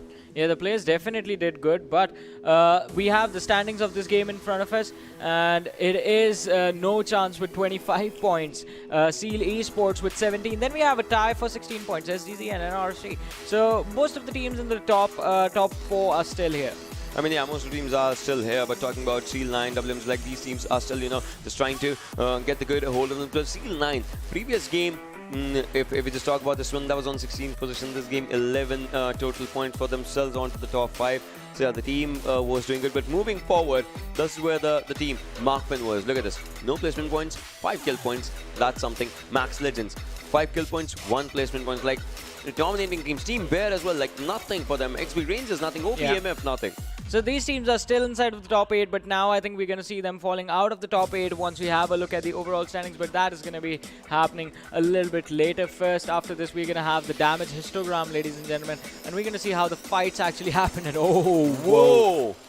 Look at SDZ's damage. They have even higher damage number as compared to NoChance. Had NoChance found the final person, they would obviously, had a bit more damage. But the thing is, it was dancing somewhere. Well, that's what NRC's last player was doing. The heal battle that was just coming up. So that was something for a change. Yeah, that was an interesting change. It's been a while since we've seen a heal battle, since all the teams like to go aggressive now. But I mean, look at MAKPEN as well. They had an early exit, but still that 1400 damage coming in, 5 kills coming in. The points were definitely made up for, since they did not get any placement points in this game. But now let's move forward and have a look at the OPPO moments of this match, ladies and gentlemen. And I'm pretty sure there will be plenty of him. I mean, this is the starting fight where MAKPEN, just tried and they wiped up the squad. But after that, they also did go down. And DENO, you remember the DENO's team that was, just surrounded by 2 different directions. That's where Lee was, and he was spotted down by the players of B2R, and they did take him down. And that's where the fight was happening. Now B2R moves on to MAKPEN. MAKPEN's 2 players go down. Somehow they did not wanted to be the part of the fight, but well, they were forced to be. And now talking about Team Bear, same team as well. Like, did not want to be the part of this fight, but still they were outside the circle. They were forced to be. And then Team Bear. So this team has impressed us quite a number of times, but now, when it's needing up the most, it's kind of the ups and downs that is happening. B2 are still, just trying to get up the fights for themselves, but the circle was not their friend again. Thing just went down, and this was where the final fights almost started to happen. Well, definitely in the final fights moving forward in this match, it was Team Seal just picking up those kills and collecting those points one after the other. Then we had NoChance who were picking off the players, and Amar, look at him in the back lines. Do we see the man was healing. There's the second player going down. Well, the player who made his team on the second position, Amar, going down just in style. And well, NoChance, we did talk about them getting the chicken in this match, getting a decent number of kills, but this is one thing that we talked about yesterday, Ocean, as well, because basically this map of Sanhok was our halfway point of these finals. Now the halfway point is passed. They still have 50% of the matches remaining. Can NoChance make a comeback? I mean, that is the thing, right? Let's have a look at the overall standing. Let's see what the difference is between them and the other teams that are just, moving up forward. We know that the top tier list right now, that's 129, 121. So, till 6th position, no changes whatsoever. Yeah, the difference is there, because 81 drops down to 74, and there's a tie with 74. So, but let's move forward, have a look at the 9 to 16 part of the standings, because I think that is where major chunk of the changes are going to be happening. That's where NoChance will be, and we got to look to them. Exactly. That is the difference that we would like to see over there. And look at this. So if all these teams, Max Legends, XP Rangers, they get 0 points in the next game, in the next 2 matches, and NoChance gets chicken dinners, 25 points in both those games, even then they won't be, they'll be inside, they'll be on the 6th position. But hey, this is one thing. they are getting points for themselves. Yeah. But the teams above that, you're getting chicken dinners. Exactly. They might be getting top 2, top 3 finishes as well. So, so that again still creates a difference. Exactly. Plus, you were already starting from behind. Like those teams already have a head start for themselves right now. Exactly. But let's have a look at the kill leaders right now, ladies and gentlemen, because I mean, yeah, so Baron and Wally just leading a charge again. And look at the damage numbers on these two lads. Wow, 25 kills, 23 kills. And compare it to the survival times now. Yeah, 17 and 19. So these players are going highly aggressive. Given the fact Baron has reached down 5,000, Wally's at 4,000, and then comes 3,700. Yeah. So the difference is they there. have 2 kill difference in between them and now 1,000 damage difference. Exactly. But I mean, look at the survival time difference. So both of these guys, neither of them has a 20-minute survival time, while the players that actually do that are sitting on the 3rd and the 4th position with less number of kills. Talk about numbers. I mean, now think about this in this way. Hazim does have the highest survival time, but still, you know, if you're surviving, you gotta get those points. Exactly. Getting those points is definitely important. But let's have a look at a head-to-head between two teams that are, well, doing really well for themselves. Teams that are leading the charge, NRC and Seal Esports.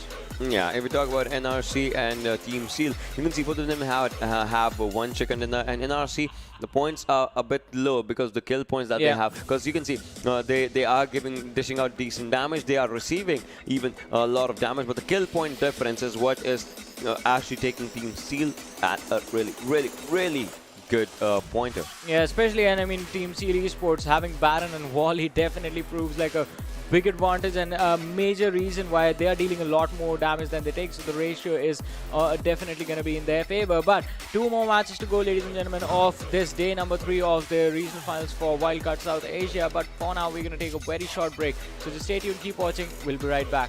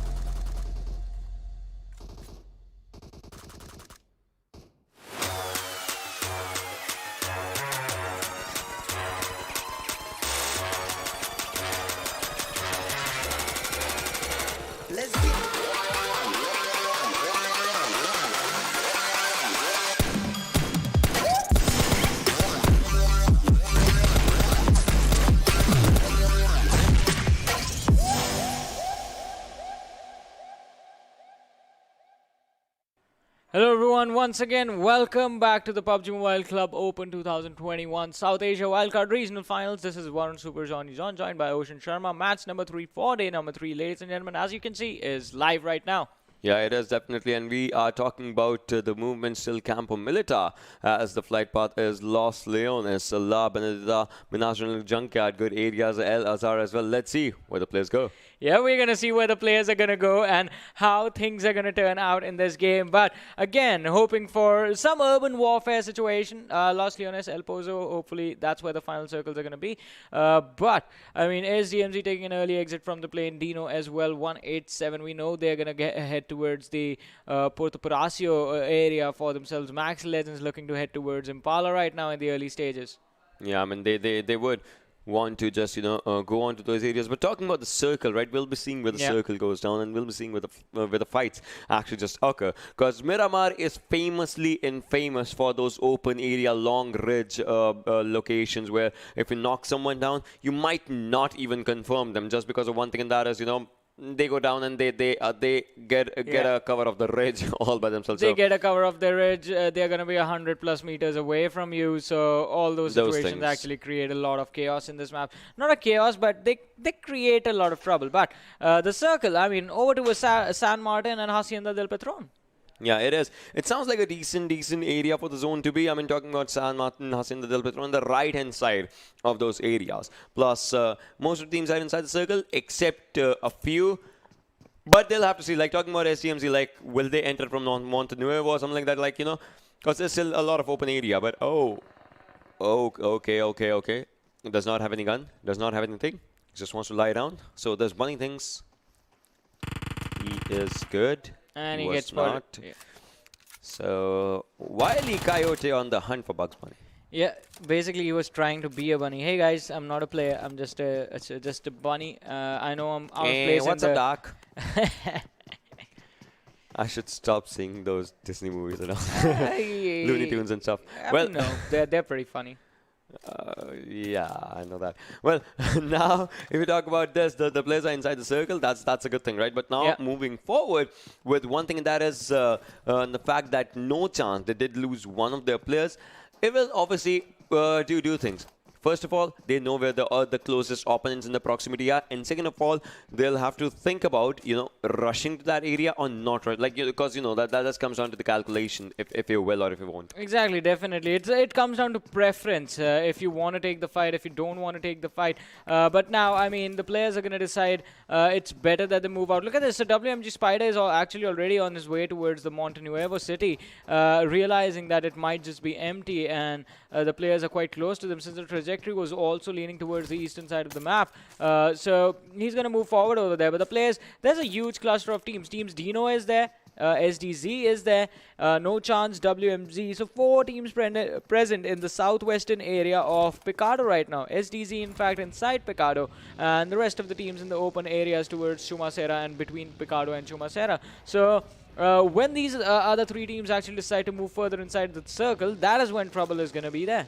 Yeah, if we just talk about this one, but now just like you said, the Picado area, right? So many teams around it, but once they are moving around it, they would not want to be the part of the fights, right? But talk about this, NoChance moving pretty close to WMG Spider. You can see Anka in the close proximity. So driveways might happen, might not happen. That's also still, just one of the things to think about. OPMF, meanwhile, Mahu, Dictator, Shiko, and Axiom, the players are still out here. The players are still trying to spot each other down if they can. If they cannot, like, all those things are just going to be onto the locations and compromisations as it will be. But right now, on the sides of Hacienda, the players still moving up against their will onto these areas. Let's see where and how do they, just keep up with the fights. Well, definitely. How are they going to keep up with the fights? That is going to be a really, really big question. All right, so Waka just showcasing off his skills on the motorbike. Yeah. If you're on a bike, wear a helmet. Yeah, wear a helmet, definitely. Because otherwise, stuff like this is going to happen. He did not take, like... Not a lot of it, but damage was done. Damage was there. Gets right safely. Yeah. Well, I mean... And he definitely needs a helmet. Who rotates without one in Miramar? Well, he finds a truck out there. Yeah, don't need a helmet for that. It will be a good thing if you wear one, right? Because eventually, the bullets are the ones that do much more damage, right? Yeah, definitely. But alright, so WMG Spider, as we were talking about it, moves towards Montenuevo right now. And as we were talking about it, he has the entire city to himself. But now we have the dancing man, ladies and gentlemen. Amar from the squad of NRC. Is he going to get the opportunity to dance again in this game? Probably after a chicken dinner. If that happens, I mean, you never know, because NRC would want to just, contest their first position once again. Hey, top 2 is good, but staying at 1, it's even better. Well, CL9 pretty close to them. Yeah, they are pretty close. And Inke and Myunke, they are both lying down behind the ridge, just trying to be careful. And I think they do realize there's someone quite close. They're going to hear the vehicle passing them by. Amar is going to be spotted out, and Myunke and Inke, as soon as they hear it, they get off their stomachs and move into a different location. Now their eyes are going to be on those compounds that Amar is in. If he gets too far away from them, he's going to be shot at. If he gets close to a window and peeks his head, he's going to be shot at. And they're going to try and finish him off. Yeah, I mean, that's just one thing that will be happening with Amar. Now, moving up forward, he has been spotted or not? Probably not. No. He is just going to go ahead onto a journey. Probably inside the circle, obviously, at a good area, and obviously really close to his teammates, because that's one thing. And now talking about this one, the circle slowly and steadily just moving up forward. We still have to see where the circle just takes everyone up when the competition slowly and steadily just, keeps on going and growing up against the will of the players. Because right now, what every player wants to do is just one thing, right? Grab those kill numbers for you. But in the areas like we saw in the previous matches, well, teams with good kills right off the bat could not maintain it, and they did go down. Well, they definitely did go down, and they were taken out as well. But look at this. So these teams are going to be forced to move up north. They have managed to avoid one initial collision. I think these two players are just waiting for their teammates to actually come pick them up. They might be having vehicles on them, and it is unsafe for you to rotate individually, especially if you can't go looking for vehicles in this map of Miramar, because otherwise, if you are found running out in the open, you're going to be finished off. But the players from Opex spot out the players of XB Ranges. Shots come in. The players have been taken down. The health bars being depleted slowly. XB Rangers, like, they were just in a bit of a trouble though, but it was not everything that they were hoping for. All they were hoping for is a good area inside the circle, and they were slowly and steadily just trying to be a part of those areas right now. Opex's players unknown is trying to spot on the players of XB Rangers, still at that area. Junior, Talal and Poda still out there at a really good area. Fahim Bairi also just reaches really close to the players, but right now Opex's players, they still are trying to maintain a good area for themselves if they can. Like, it just comes down to the way you can read your opponents. And right now Toxin wanted to just use up a grenade, but then he was like will it be fruitful or not? So that's just one thing. But right now the cover has arrived. They will be ready to take up a fight. Well, definitely, and they have to be wary as well, otherwise it is going to be a troublesome situation for them. So you have to watch out for every single detail. But WMG being caught off guard. Opex is here. They are not going to be wary anymore. They know the position of one of the lads who is quite close, but Opex Marco is going to be taken down. The man who was trying to go for the flank. And XB Rangers, they converted. Opex, they thought they had the upper hand in this fight, but XB Rangers turning it into an advantageous situation for them. The movement's crisp from the side of XB Rangers. The trades are coming in. Junior has been taken down, and Opex turning things around. Just one more player left outside in the open. Opex 2 versus 3 situation. Well, now the throwables are coming up onto the equation. That was a brilliant throwable, but obviously did not reach down exactly where he planned it to be. Now the circle just going for a central shift. That's a really good central circle as of now. Still, the areas of San Martin, Hassan Del Patron still inside the circle, and obviously the water treatment as well, and the left hand and the right hand side, sorry, it's going to be just out there. Now look at this, OPX's players just moving up forward as Toxin takes down Fahim Bairi with that Molotov, and now all they have to do is take down that one player as well, as they were onto the other directions. It's Junior White who's on low HP. Needs to heal up or something. Otherwise, hey, if the driver goes down, the team might as well just go down as well, as they are just trying to shoot him down. He's on low HP. He goes down 9, just one player surviving. Somehow, things are not looking good for the players of XB Rangers, as they might as well be the first team to get eliminated. I mean, still one player surviving.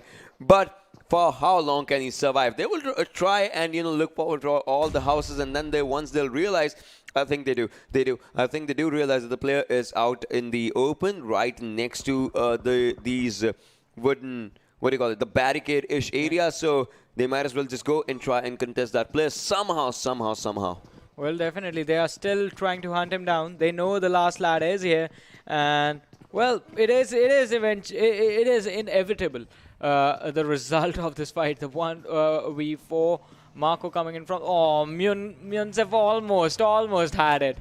His spidey sense did almost tingle a bit, and then he was like, maybe, maybe not. But still, all they want to do is they want to stay safe as well while, hunting the last player down. Because they know if somehow the fight goes wrong, the last player will knock them and finish them as well. Because that's the desperation finish that happens. Hey, I want 1 kill, I want this kill, I want this number, something like that. So that just happens. Now I think Marco wants to move forward, and judging by the looks of it, yes, he's jumping. Now Talat knows that something is coming onto his way. Unknown is just out there. He spots him down. He tries to take him down, and he is looking good for the fight. But no. Denied. Denied. And with that, ladies and gentlemen, we have the first team to be eliminated in this match. It is XB Rangers, and that too by the hands of Opex. But I mean, it was a tough situation for them. I mean, the way the last player was hunted down, as you said, yes, the knock and finish to get that desperate point was going to come in, but how can you do that when you're being shot at by 3 different players at the same time? But now, look at this, how cluttered up San Martin, the area behind San Martin and Power Grid is going to get. Again, 3 teams heading to the same direction. It's DENO, SDMZ, and NoChance. I mean, these players are just out here. But the thing, as we just, talking about this one is, they are still at the edge of the circle, SDMZ as well, so they might as well take up a clustered fight onto those areas, and obviously they can, dish out the time. Talking about Team NoChance, the players are still a bit inside the circle, except Kenzo, though, well, he will try to make it inside the circle, but then they can dish out a lot of time right from the opponent's side. But look at MaxLegends. Look at the way that team is rotating. Well, MaxLegends, I mean, up from northern side, they are coming. Too so outside the circle. Yeah, so late rotations, but are not that uncommon in this map. And that is one thing that makes Miramar really special. I mean, time and time again, we have seen teams that specifically build their strategies around them rotating late in the early stages of the match. I mean, that is just the thing, as we will have to, see how the thing just happens. But right now, as we have to just, talk about the stuff and talk about everything and talk about the situations for the things to happen, we still have to just, make forward and make sure how the fights are going to be happening. Right now, you can see DENO Fantastic still just out there, still trying to spot someone. Yeah, he is still trying to spot someone, but it's not giving out any result. Obviously, might be doing a bit of damage to the vehicle, but nothing else. I mean, but it was also hilarious as Fantastic was taking the shots. The vehicle was moving away from him, and then all of a sudden it just turned around. Hey, what are you shooting at? We've seen those moments happen, but talking about moments coming in, it is Team NoChance this time, taking a lot of damage from the players of SDMZ, almost getting knocked out, but on the other side, Opex now come under the radars of Team Seal9. 1 knock has come in. It was Unknown who was taken down, and now Unknown is going to be finished off in a few short moments as well. Yeah, definitely will be. But on to the other direction, you can see S9's players is going down right now. Senior follows down as well onto the fight. OPX Unknown is still out there, but Myunsef, good grenades being tossed down and good throwables as well. Like the smoke was the first one, then the grenade somehow was tossed onto that area. But now we'll still have to see how the fight just actually happen, because S9 is still onto the other direction. OPX is not going to lose this fight for themselves. I think he does spot on Myunke. He knows where Myunke is. He needs to take up this fight somehow for his own self. And now the grenade is being tossed down as well onto that direction. They are still trying. They're trying to take 1 player down. Myunke, the grenade was on him. Takes down Myunke. Ink is still surviving, but for how long can he survive, given the fact they are outside the circle and the team wants to hunt? Well, the hunt down is definitely going to happen. Toxin going forward to Inky's position. Oh, they spot him out and finishes him off. Oh, well, I mean, the fight started out with Seal9 in advantage, but Opex were like, what advantage are you talking about? Look at this. The match has just started 14 minutes and these guys have 8 kills. They were the reason of wipeout of the 2 squads, the first 2 squads. Like, if we just talk about this in this way, because they were the ones who wiped out 2 squads in their entirety. Well, definitely 2 complete squads. Second, the most recent one is Seal9, and it is quite intense because, like 4v4 situations, it is quite tricky to make it work. And this is what I was saying, right? Yeah. You can have a lot of kills, but you still, even if you get eliminated at this spot, the thing is you don't get placement points. So you gotta hold that, hold that. 8 kills. If you just go just a bit passive and get like 10 by the end of the game. With a chicken dinner, that's also good. Nothing taken away from that thing. imagine from here on out if they straight up, they don't get into any more fights, they just move themselves to get a chicken dinner. That is also going to be pretty impressive. Yeah, that's the thing. Plus, also, the thing is, Opex, I mean, they're sitting on the 9th or the 10th position as far as the overall standings are concerned. So, definitely going to be in a comfortable position. But WMG fighting out the players of NRC, and it was Spider, the last player from the side, who was taken out. Oh! Whoa. Whoa, Pasta, he was trying to take on Dhage with an M24, but the DMR shot from the other side actually managed to take him down. Well, that was good as SLR action, right? The one that we just saw right now. Well, Opex, again, the team that is looking really good. Now it's one thing, and that is the circle. And they are against Max Legends. I mean, talk about this team. Talk about the way this team actually just punishes out the teammates. And all right, one goes down. But the thing is, Jay barely makes it into the safety. I want to see what else they can do in the situation. I mean, they are trying to spot someone down, trying to take some players down all by themselves. Seal Wally takes on Bear Marvel and finishes him up in style as well. So Team Seal is taking a good fight. Max Legends, alright, so they know now they are surrounded, but the only thing they can play is play with the time, because the zone's gonna arrive, and what they can hope is that, you know, the players leave the area, because that's also important. Well, it is definitely going to be important for them. Opex, they are rotating out of position. So Opex, now they are going to take on the third fight. And it is going to be against Max Legends. Unknown and Marco get themselves onto the sides. Max Legends there going up to the high ground. Toxin is there blocking the high ground already. Max Legends trying to avoid the situation, but the shots are going to come in from the M4 and the red dot. He dishes out a few damage, but not enough to get a knock. And Max Legends, do they manage to get away? Is Opex going to let that happen? Opex, the way they have been playing so far, they are on a high of momentum. They are definitely not going to back out from any fight right now. Well, Seal Baron still out there. Alright, so the players are being taken down. Their Prince follows them up as of now. Opex is unknown. He's still just out there, as we can just, you know, talk about the fights. We can see about the fights and all the situations out there. Seal Baron, you know, was taken down. I mean, the MVP player was taken down as well. 187. Talking about the previous game in this game, it's been ups and downs of the thing as of now. MAKPEN tells him he knows that he's getting shot down from the other direction, so he needs to be safe. Yeah. Now, talk about being safe and everything. Team Seal 9. First game, not so good. Second game, good. Third game, again, not so good. So it's kind of an ups and downs situation. That is just happening. So this game, maybe, if the history repeats itself, MAKPEN would want to make it their game. But so far, Opex is the only team that has been playing brilliantly. Yeah, they have been going aggressive on a map that is not known for aggression, and it is definitely paying off in the early stages. But now, as we move to the late stages of the game, the teams are going to be a lot closer to each other, and it's going to be a lot more difficult to fight it out and get those squad vibes, make those squad vibes happen. But talking about squad vibes, MAKPEN taking a fight against 187. The nade being cooked by Illusio. It's going to be a little bit off from where it actually needs to be. The distance between the lads a little bit too much, but Illusio gets up, actually uses gun and gets the knock. Well, Beast was the one who was actually not just counter-firing onto their direction, but that did not pay up any visit. Well, Momo has been finished on this one. MAKPEN, they still don't have any kill. They are dishing out a lot of damage. Now, this is the same concept of the good fight and the bad fight. They are trying to take down the good fight, but they're not converting it. So that's just one thing that is happening. 187, meanwhile, trying to take down the players of Team Seal as well. All they know is that they are at the edge of the circle. So if a team just comes on from the back and side, it might as well just try and do a bit of a damage onto them. But right now, Beast with the grenades of his own, just trying to take up a few players down if they can, and by the looks of it, it's gonna just bounce a bit back. But hey, Madrox has been spotted down. The shots are being taken down. Nare takes on B2R's Madrox, and the confirmation, well, that has been done by Illusion now. Well, MAKPEN just taking the kill, even the kill point, in fact, away from those players of 187. First, they are not allowing them to move inside the circle.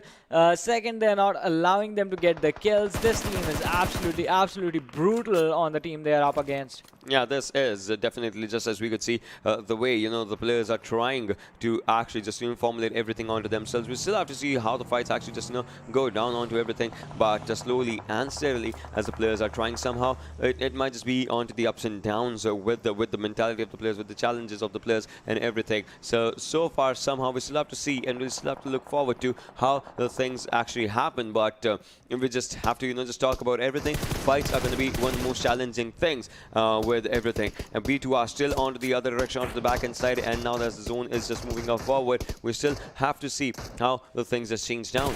Well, definitely. And it is going to be an interesting situation. But look at this, 187 trying to take the shots on the players of B2R, I'm sorry. And Horse has been taken down. He's going to be finished off. The tap shot's coming in, but he goes on the other side of the ridge. Boundary Rush definitely is just, was trying to hold on to the other directions for themselves, but that did not just pay up a visit on them. 187, meanwhile, again, the team does not have anything as of now, but if we just, talk about this, they did dish out a bit of a damage and the kill was stolen. So now they again have to be furious on their feet. They have to think as soon as they can, because it might not just be a good thing for them. But hey, that was brilliant. NRC, Pablo and Amar, just going out of the lobby with a vehicle block. But Nare has been spotted down as well from Wally onto the other direction as he's trying to pick up the players. Nare has been picked up, but the kill confirmation has not arrived. Now all he has to do is just, stay safe, stay at a good area for himself. Just throws on a low toss smoke just so that he can be out of this. But I want to see where the circle takes everyone. Yeah, the circle is definitely going to be taking a swing right now. And, well, since, all the teams are already busy fighting them out, it's going to be a big question to see who actually makes it forward. But look at this. So, Team Seal, they've managed to bring themselves on a high ground against the players of 187. Now they're on the low ground right now. And Napu and the Beast along with them.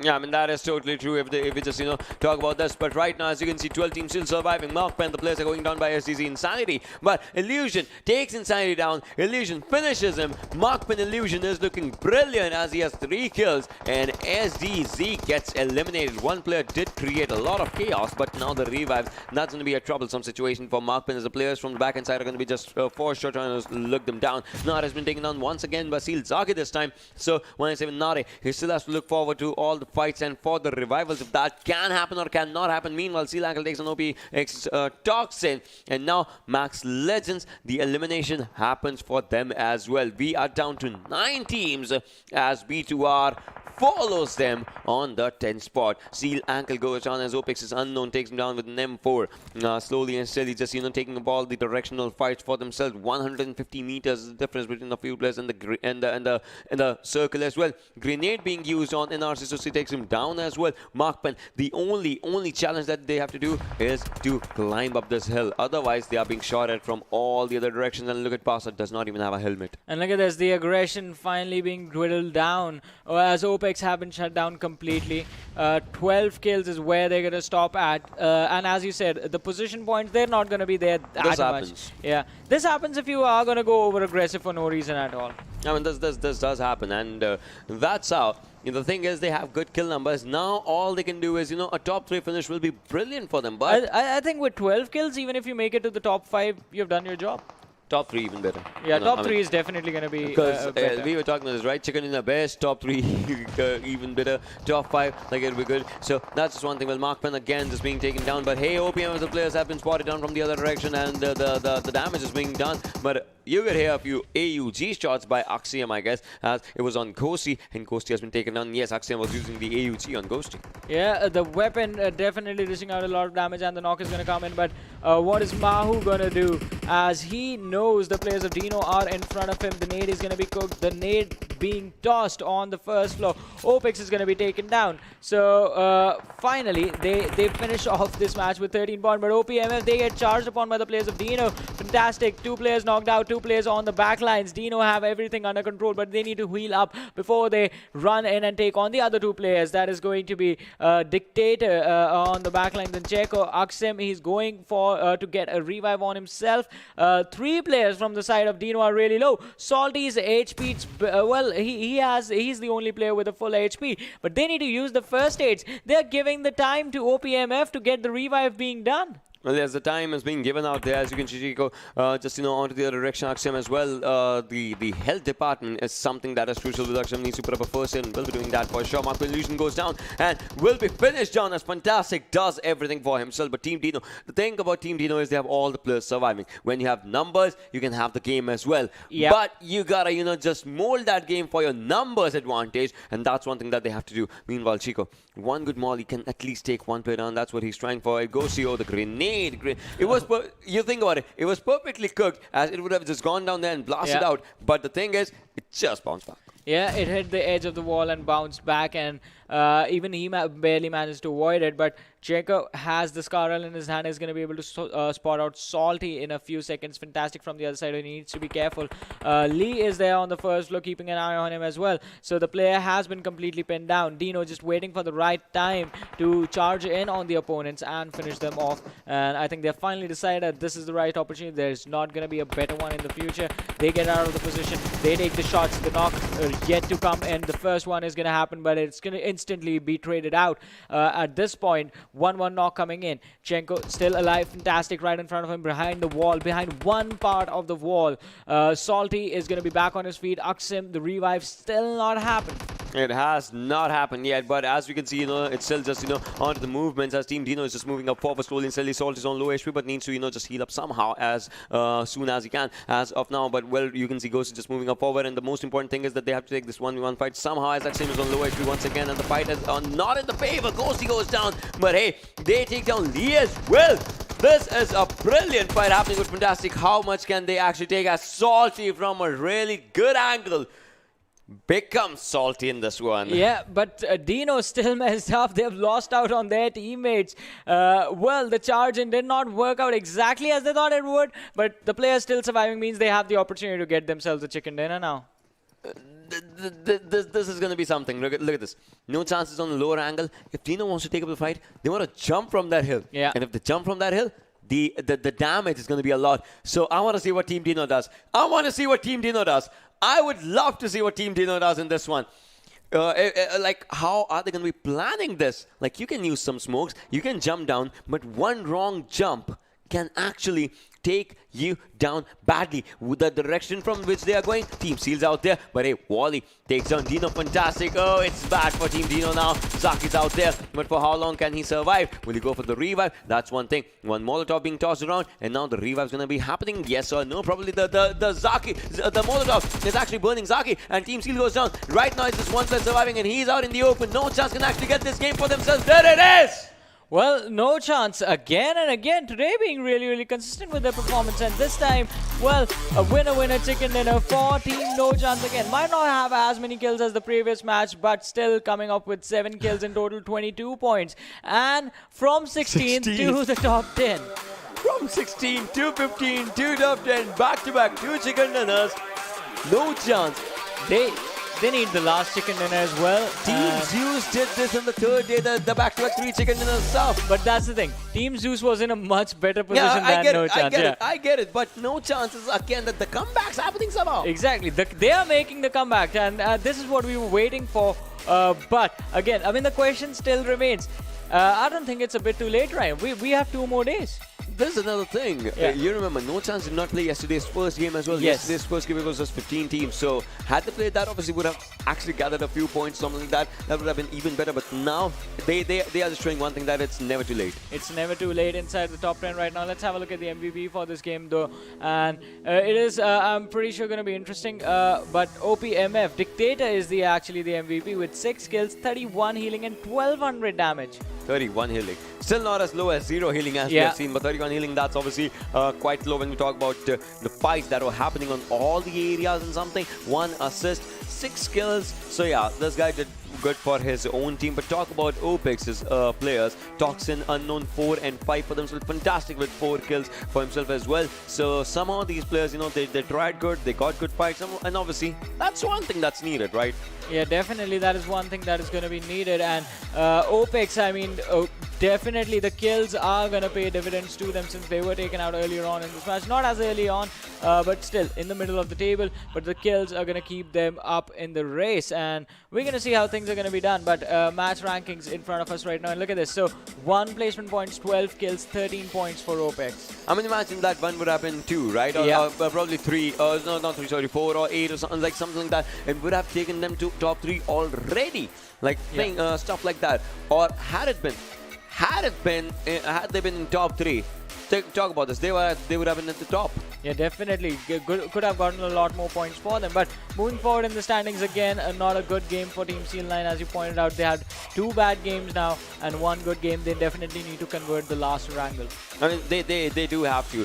Max Legends so today Max Legends, like whatever they are throwing at the teams are actually just throwing it back at them, and somehow it's backfiring with the strategies and everything. Yeah, I mean the backfire is definitely there, but with the standings out of the way, we're gonna have a look at the damage histogram right now, ladies and gentlemen, and I would like to see that because, well, I want to see how much damage did Opex actually did out. And oh my lord, it is 2,275 damage from a team that got eliminated on 9th position in the match. Huge numbers just coming up, as is what we can see. 2275 and then 2179 OPMM, just the team just moving up forward. Talking about DENO 1501, that's also a decent number for themselves. We're talking about SDZ 1067, like that team was also not shying away from the fights, even though they had just 3 kills. Yeah, definitely not shying away. And SDZ also, I mean, it was a stressed out fight they were part of, but look at 187 Esports, 618 damage dished out, but no kills. No kills. That's what again, the concept of good fights, bad fights. Yep. Because I still remember Napu and Nare was trying to take down the players. They did take up a few players down. The kills were stolen, all those things. So things happen. Things happen out here. Yeah, things do happen, and those things that happen, well, they can be seen in our Oppo moments as well, ladies and gentlemen. So we will have a look at those things. This is where the last player you remember was surviving, right? And for how long he tried to survive, that was Salat, but he went down, and somehow, somehow things just went a bit onto the ups and downs. Talking about all the other fights, you can see Opex's players. Well, I don't know how, but they fired up on all cylinders. That was brilliant as well, but I don't know how things went down for them, because a team that is looking really good with the synergy and everything, it was obviously, I would say, the circle that kind of just played a game against them, because this is where they were taking a fight, took down 1 player, but the zone was not in their favor. Well, the zone was definitely not in their favor, but look at this. So now the charge in from DENO that we were actually talking about during the game, it could have been a much better stance for the team. I mean, they had the advantage for this 2 versus 4 situation. It's just that not the right level of cover fire that was needed, and that could potentially, I mean, you could have said that DENO could have taken the chicken dinner in this matchup, but no. I mean, they could have, but still, that's the thing. The things that they thought would be happening, it just went on to the ups and downs, and somehow Team DENO had that higher area advantage, but if you're going down, you are actually going down. That's what that hill was. Yeah, definitely. And it was the swing coming in. But look at this. So 144 for CL Esports, NRC 130. And Ocean, the gap is there. 130 to 103. So that happens when you have 2 bad games. First and third one. CL9, they need to come back. They need to play that one. Because look at the difference. 80 placement points, 81 placement points, 52 placement points. Oh wow! I mean, CL Esports and NRC have put themselves in a really good position at this point. That's consistency. Even if you don't have a lot of chicken dinners, consistency should be there. Well, moving up forward, I want to see about NoChance. Like, right, 76 for Max Legends, but 9 to 16 might as well show us some different story to talk forward to, because NoChance is going to be out there. 70 points, another good game can actually land them in top 6. Yeah, I think they need to make sure that they get a massive boost in the last game. They need that chicken dinner desperately so that they can move into the top 8, and then in the next 2 days probably try and contest for the first 2. But for now, before the last game, we're going to take a very short break, ladies and gentlemen. So just stay tuned, keep watching. We'll be right back.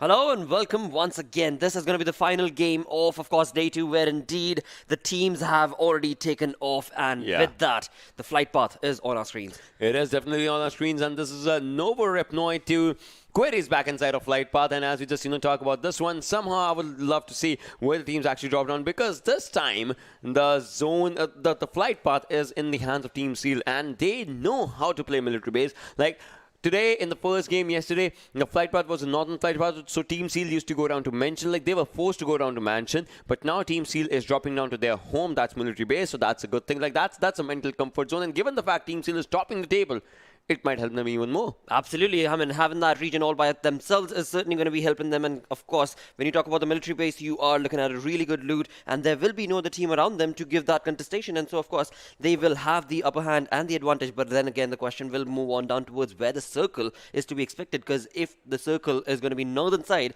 then there will be an early rotation that will be, of course, required from Seal's side. But again, move that conversation towards the side of No Repnoy. You're looking at OPMF, and they also are, I mean, these are the only two teams actually when we talk about the southern island of military base. Yeah, I mean, judging by the areas and looking through everything, you can see how the players are right now, right? Opex has just had a really good area for themselves. NRC as well. Team Seal so far, is looking pretty decent for themselves. OPMF, obviously, they are at Nova Ripna, but they have to get inside the circle. That's one thing. They would try to go from the northern side of military base, but they might just contest NRC. All right, Max Legends. So this team is a really brilliant team, but the thing is that today, every game has been a bad game for them. It hasn't been a good game for them. They have had like 1 point, 2 points, something like that. So I would love to see what they do in the last game, because Max Legends is known for, just dominating the field. One game a day. This is the last game. They should be able to do it. And judging by the way they are just, focusing on the rotations early, they have something in their mind for sure. Absolutely, Ocean. I mean, honestly, before we get into that, I absolutely love that hairstyle that dude had from yep, just going across the roof of the car itself, which was just phenomenal to see. But eventually, again, you move the conversation towards the side of Team WMG, where again you're looking at early rotations. Again, you're looking at the player for Spider from WMG as of now. And again, where exactly is the entirety of the team? It seems like a very fanned out approach, and maybe either that or the drop itself is not fanned out in their favor. We are going to have to wait to see where exactly the entirety of the team is. But of course, as you look on to the left, the entirety of the team have themselves set up with all individual vehicles. Move towards the side of course, Hospital. You're looking at S9 Sanhok, and both the players actually going to be moving away from this location and get themselves, as of now, no loot whatsoever at all. I mean, what they are focusing much more in is just to find their individual areas, because they could see a vehicle just pretty close to them, so they knew that if they go for the fights, it might not be fruitful, right? And you know how it just comes on. Well, this is a combination that I sometimes just feel like an OCD thing. Level 3 helmet and level 1 vest, because you talk about it. Vest should also be level 3, because that just makes you a big person. That just shows like I can take a lot of damage on me, something like that. But and that's what it was not right now. Fahima as well, just trying to take that DP in the hands. The control of the DP, it's going to be a good gun. It is a pretty good gun if you just want to use it out onto the area as well. We'll still have to see where it just takes the players down. No chances. Kenzo still out here, just trying to take all the things for himself and wants to move up as well. So far, no fights have happened. People want to start this last Erangel on a really good note for themselves. Absolutely. I mean, you talk about NoChance, there are going to be a lot of expectations, and well, the eyes are certainly going to be gauged upon this team, because they have had a wonderful run thus far. And again, you talk about NoChance, Kazi right here looking with a pretty good loot set up for himself, with his car all going to be moving along with his team, and that is going to be perfect, because it is going to be a squad approach that we see from NoChance. But on the other side, NoChance as another player did have a little bit of damage on him. Now, not entirely sure if that was based on another team trying to bring in or usher in the first blood, or maybe it was just a fall damage that was seen on that side. We're going to have to wait and see, because there's nothing in the kill feed that has popped up as of now. Move towards the side of OPMF. They are also very well setting themselves up with decent amount of loot, and for now there is going to be no team around them to contest. This is only 5 minutes in the game. Of course, this is going to be the final game of day number 2, and that of course will make a huge turn of events for so many of these teams. Definitely it will. I mean, the players are trying to look forward to the fights like these. They would want to have fights like this in their hands if they are given the chance, and they are looking forward to it. But right now, as you can see, no chances players, they are here. This team has had back-to-back chicken dinners. This team will be looking good again. If we just talk about this one, MAKPEN, they had the first chicken dinner. And after that, the team has faltered down a bit. So we'll still have to see what this team does. And by the looks of it, sounds like they have a good area inside the circle. But, you know, having a good area and defending a good area, it's two different tasks, and both are really troublesome sometimes. So if a fight comes down to them, they might have to just check onto those for sure. Absolutely. I mean, you talk about MAKPEN, you know for a fact that when it comes to this team, they are a very consistent team eventually when it comes to their gameplay. But of course, right now the conversation is going to be, will they be able to bring in that glorious play that they brought in the first game on Erangel, where they did get themselves a chicken dinner? Will that be repeated? Will be the question. But again, this is what I was talking about. You talk about NoChance Anka right here with a little bit of damage, and seems like it probably was a fall damage that he took, because there is no other team around in the region to be able to contest or even give a little bit of of a contestation, right? It just happens sometimes, right? You talk about it, think about it, fall damage and all those things. It just goes down. We're talking about SDMZ. We're talking about this team. This team has also tried to just take down all the fights that were just being thrown at them, but it was just ups and downs that was happening with the team. Talking about the circle, SDZ is in a really good spot. But we saw really similar circle in the first game as well. The circle somehow gave us a really good hardship and went to the backside of Pochinki the first game. This time we would love to see what the zone actually takes down us along with the players. But Team C Ankle, well, the way he's moving up onto the right hand side, does he want to meet someone or what is happening? Because he is away from the team first things first. In the second team, if he goes down by some means, it will take a lot of time for his team to just come back, to give a revive or something like that, just if that happens. But sounds like he has some plan probably. Absolutely. For now, Ankle is on his own, and on the other side, of course, for the team of Seal, for now, what we're looking at is that rotation coming in for them, perhaps because we see the vehicle right around them and they are in control. But again, you talk about contestation, we're looking at NRC on the other side of that bridge, along with OPX trying to either have that bridge camp control going on, which is going to be very crucial for this rotation from the side of course, Seal as well as OPMF. Now again, from the side of OPMF, we are looking at the rotation coming in from them, and there is no contestation that has turned into an early fight or first blood from the side of Seal X Ankle, and that's going to be good for him. But eventually, again, OPFM, the way they're making that rotation, they will certainly cross that bridge. As they do so, either Clex is going to be waiting for them, or on the other side, of course, as we just noticed, it is going to be NRC as well as OPX that maybe could bring in those first bloods, bring in that bridge control for themselves for now. As of now, yes, like all these things would be just out here. But we still have to see, how the things are going to be just moving up forward onto this one, as the players will be looking forward to everything. But right now, as you can see, things are just looking good for Pablo. If he can take down one, because even if the knock does not come down, you do damage, and you might just take down the helmet as well, because that's something that's important. Absolutely, that's going to be very crucial indeed. And right here, we're of course looking at OPX as well as the NRC, who are very close to that bridge. Of course, from the side of NRC, we saw that a little bit of a few of those players, two of those players, are next to the bridge and bringing in that bridge camp. Now again, as Clex brings in that rotation for themselves, it is going to be a bit of a troublesome fight. But eventually, again, you talk about OPX as well as NRC and the way they've got themselves set up right around the corner. It is maybe going to be a bit too big of a fight for the side of NRC, as they've already taken up a fight for OPX. They've given the information towards OPX as well as wanting to take that bridge camp control. Now, as soon as OPMF or Clex tries to approach this bridge, it will put this team into a bit of a disarray, because they need to bring in that synergistic play. And on the other side, of course, OPX might bring in a third party if at all that fight breaks down on the bridge itself. Oh, well, you can see Toxin is just out there, and he wanted to confirm the kill. He did do that, but now it's just a matter of time. Like, his location is totally spotted on by Pablo from the one direction, so see onto the other direction as well. Amar is having the control of the house for himself, but now he wanted to use those smokes. He's using it. Now the bandages will be applied, and the thing is, he needs to heal up, boost up as well as soon as he can. The circle still contesting two different islands, but there might be a chance. If there's a hard shift, obviously will go down. If it's not, it will just come up, and in that team, Seal will have to look forward to how to take up a fight, because OPMF has arrived near the bridge side, so a cluster of teams will be forming up out here, just in the case if the circle goes down, which is a rare chance though. But it's like, if there's a possibility, game would love to play. Absolutely. Again, what we're looking at right around the bridge right here is going to be OPX as well as NRC trying to have one fight towards this side. On the other side of the bridge, of course, we just saw it is going to be OPMF as well as the team of Star Seal X that will be contesting to bring in either that or maybe OPMF could very well bring in a water rotation for themselves and never mind the bridge itself. But right now, of course, we're looking at OPX who have already brought down one player of NRC, and now with that, they have got the aggression exactly at the doorstep of NRC. Amar is at the receiving end. Along with that, of course, the push that came on from OPX has resulted in one of them players getting knocked, but that's going to be A-okay because all 4 players are playing as a team, as a unit, and that is going to be working in their favor. On the other side of course, the receiving end, this has not turned into the kind of glorious moment that NRC wanted because they were wanting to contest OPX as well as take bridge control.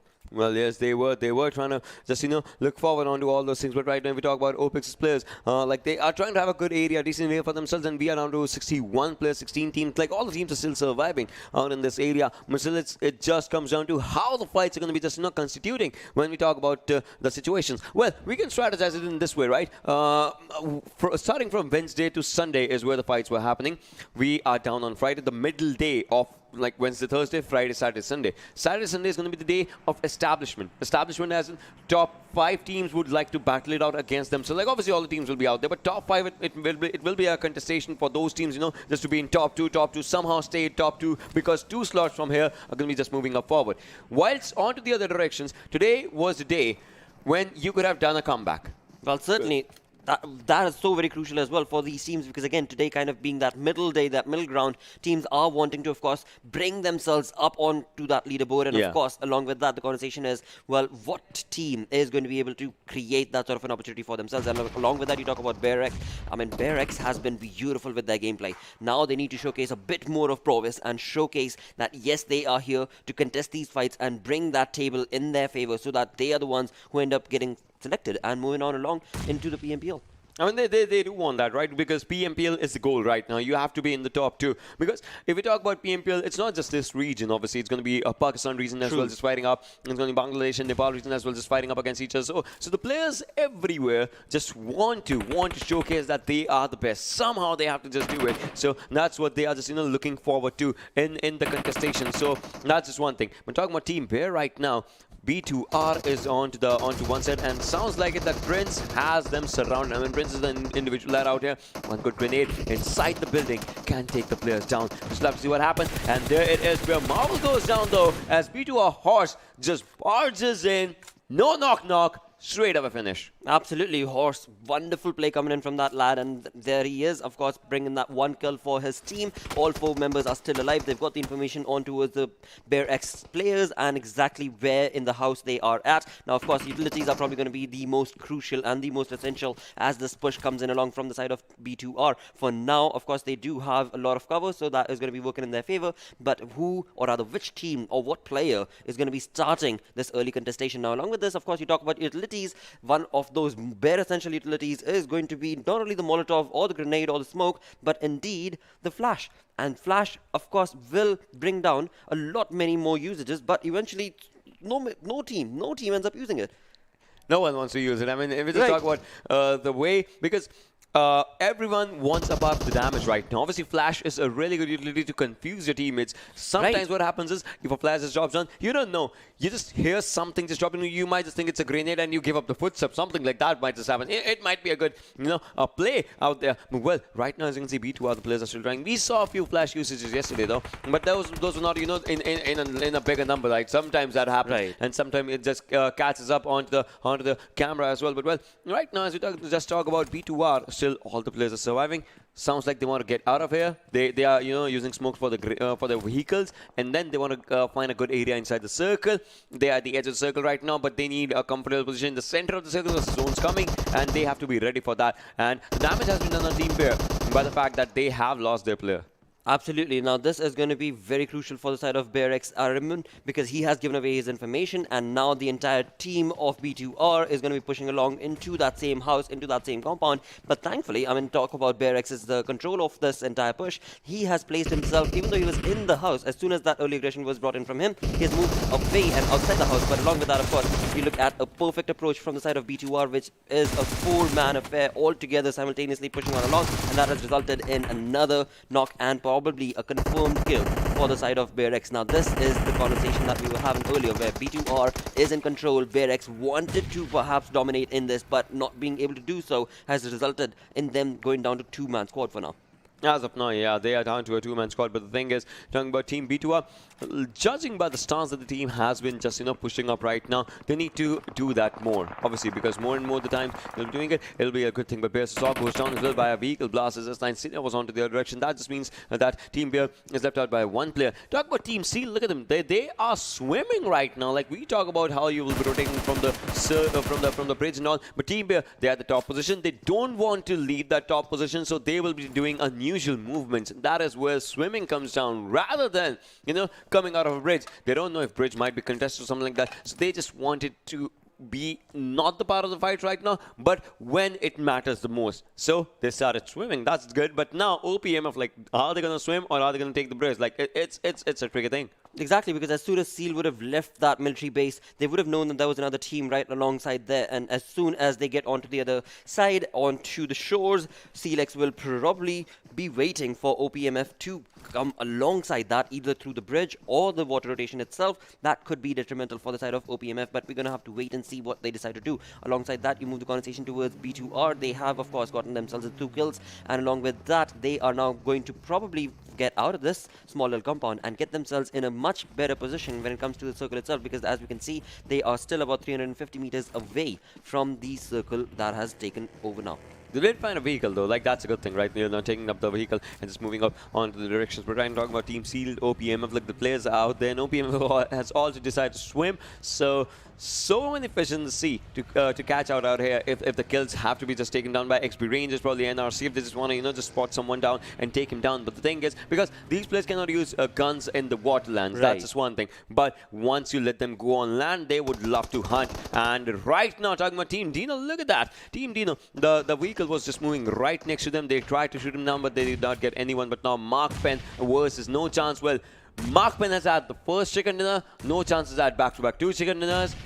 One can get out alive. Absolutely, only one will be able to walk away from the situation. And right now, of course, we are looking at NoChance Cocktail right here, bringing in a little bit of utility usage and going to try and make that MAKPEN rotation not work in their favor. But alongside that, of course, they also need to be careful, which is going to be NoChance, that they also have other teams right around the corner. And this being out in the open could be very crucial and very, very difficult for them. But alongside that, of course, for now, NoChance is making these opportunities work in their favor and are slowly and steadily keeping a big gap between MAKPEN's rotation as well as their push. But move towards B2R, they have moved away from that compound, and along with that, you talk about SDZ Esports, they are in this compound and they will probably be wanting to contest, because they of course have the information that B2R has just moved in long. But now of course the conversation is, will B2R want to contest this fight? Because in that small little compound, they are all together in that small warehouse. If at all utilities are played out right, it could be very crucial for B2R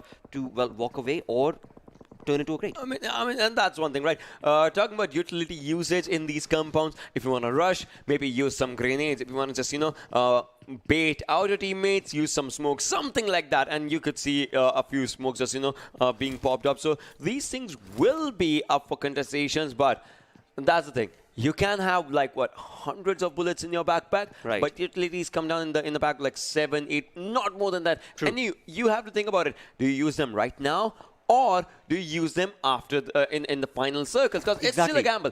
You can use it, you can take more, but then does your opponent has those? Like you take down 4 smoke grenades just to, just rush in, and then you're left with just 1 or 2, and then your opponent does not have that, something like that. But well, looking about this one, XB Rangers becomes the first team to get eliminated. Ouch, that was just a one-man army right there, and he has of course been converted into nothingness, where indeed SealX did make that rotation working in their favor. Of course, we saw XB's one player, the final player, standing there, but was not able to capitalize on that situation. Now move the conversation towards, of course, what we just noticed, which was of course SDZ, as well as the other team that made that rotation towards their compound. They are also a 2-man army for now. SDZ Esports, they've got the information, but they are taking a snail's pace as of now in that compound. But move towards SealX, OPMF and Seal have finally clashed. That gotta hurt the way it was, right? As he thought he was good, but then the legs being, spotted down, and that just changed quite a lot of things. Erangel still just out there, as down on those areas. He'll Baron onto the back and side, just trying to survive for himself. Right now, there's going to be the 5th zone, and you know how much 5th zone is going to bite. 146 meters difference, and the players have to get inside the circle, so they have to do it as of now. And after this, the best part is the next zone is in the open, so. Yep. The only cover you might just have is going to be those trees or something like that. Oh, with that, OPMF making that count, but not in their favor, because Celex were ready as soon as OPMF came out along to get that kill confirmed. It was Telex's player who's ready for them, and now, of course, Celex will have a better advantage. But alongside that, it seems like Telex players are divided. Well, Zaki did try to take one player down. That was a good use. And yes, exactly, the players are divided right now because one player wants to make an opening inside the circle, the other one wants to hold the back players that onto the other side of the circle. So that's just one thing. Talking about SDZ, you can see the fights are happening on the other directions as well. Right now, OPM, the players are trying to move inside the zone. That's what they are doing good. On the side, Toxin takes on NRC's other players. So NRC again in a bit of a trouble. But hey, Shago goes down. He was spotted in the open. And now there are no second chances. You will be taken down if given the chance. Well. Celex is in control of this rotation coming in from the side of OPMF. And along with that, they have been able to knock down players of OPMF. And that has resulted in OPMF taking a lot of damage. But alongside that, of course, Celex also wants to get inside the circle. For now, there are so many teams inside the circle, and again, as Ocean just mentioned, it is an open contestation where indeed it is going to be really difficult. Look at this. He spots down one, he can take it down, and that was brilliant. Aladdin, he opens up for the team, but hey, there's no one else spotting him down. He is out there, 25 bullets. No, low HP is something that actually takes him down, and now this is the chance for WMG. Now he's taking the players down. Ghost is also surviving out there. He has a scar and a 4x skill. Will the 4x scope open? He spots another one, spots him down, shots him down, takes him down. Brad has 4 kills. Brilliant stuff. Absolutely perfect, Brat. Play that was coming in from the side of course, WMG, and in that doing so, they've resulted within a matter of 1 minute, bringing down 3 players to their ankles and back into the lobby, which is beautiful. But Celex on the other side, of course, have been sent back into the lobby. As we move on along, we've only got 8 more teams remaining, and this is going to be a very phenomenal turn of events where indeed OPMF are in control, and forecast also says that they should be able to convert that. But again, you talk about the players remaining for OPMF, they are going to have to get themselves in the control of the circle sooner the better. Numbers are going ups and downs. That just comes on, one player goes down, the number goes down, the forecast, no chance. Look at this. They have 6 kills, all the players surviving. Jelly has spotted on one player from MAKPEN. Pasta has been spotted. Let's see if this pasta cooks down or not, because the grenades are coming down. But OPMF, they have 11 kills. That is a huge number. Oh, the grenade did do the damage onto him, but Pilzang has been taken down. Onto the back inside. Another grenade can actually do the job, and Pasta this time he goes down. Illusion's last one surviving. He has been spotted on as well. He goes down as well. MAKPEN gets eliminated. SDMZ. Jelly.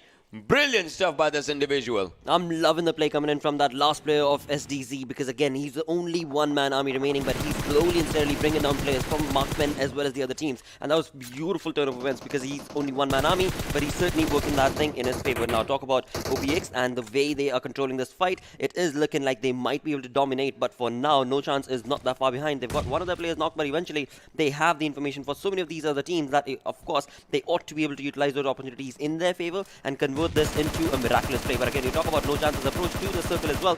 They have themselves fanned out. They have themselves divided, where 3 players are right here, but the another last player is on the other side of the circle altogether. And with that, we've only got 5 more teams remaining. NoChance in control of this contestation, of this fight. OPX in a bit of a downfall, because the way they've got themselves set up in that small little hut is not going to be able to get them away from that situation. But again, OPX also has another player that is on top of that hill and might be able to bring in a little bit of cover fire as they make that rotation.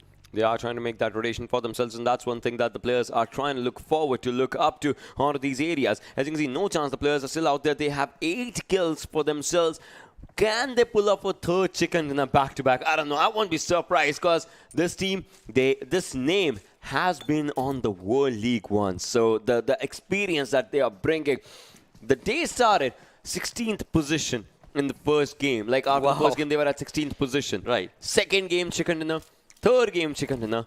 Fourth game, well, What's gonna happen? Well, for now, they certainly are looking really good in terms of the control, in terms of the information being shared. It is all working in their favor, and they have the planned out approach where once again, another player is on the other side. And along with this, Jelly is being burnt alive right now. And this is not looking good because Jelly was only two-man army, but that has now moved into just a one-man squad for the side of SDZ.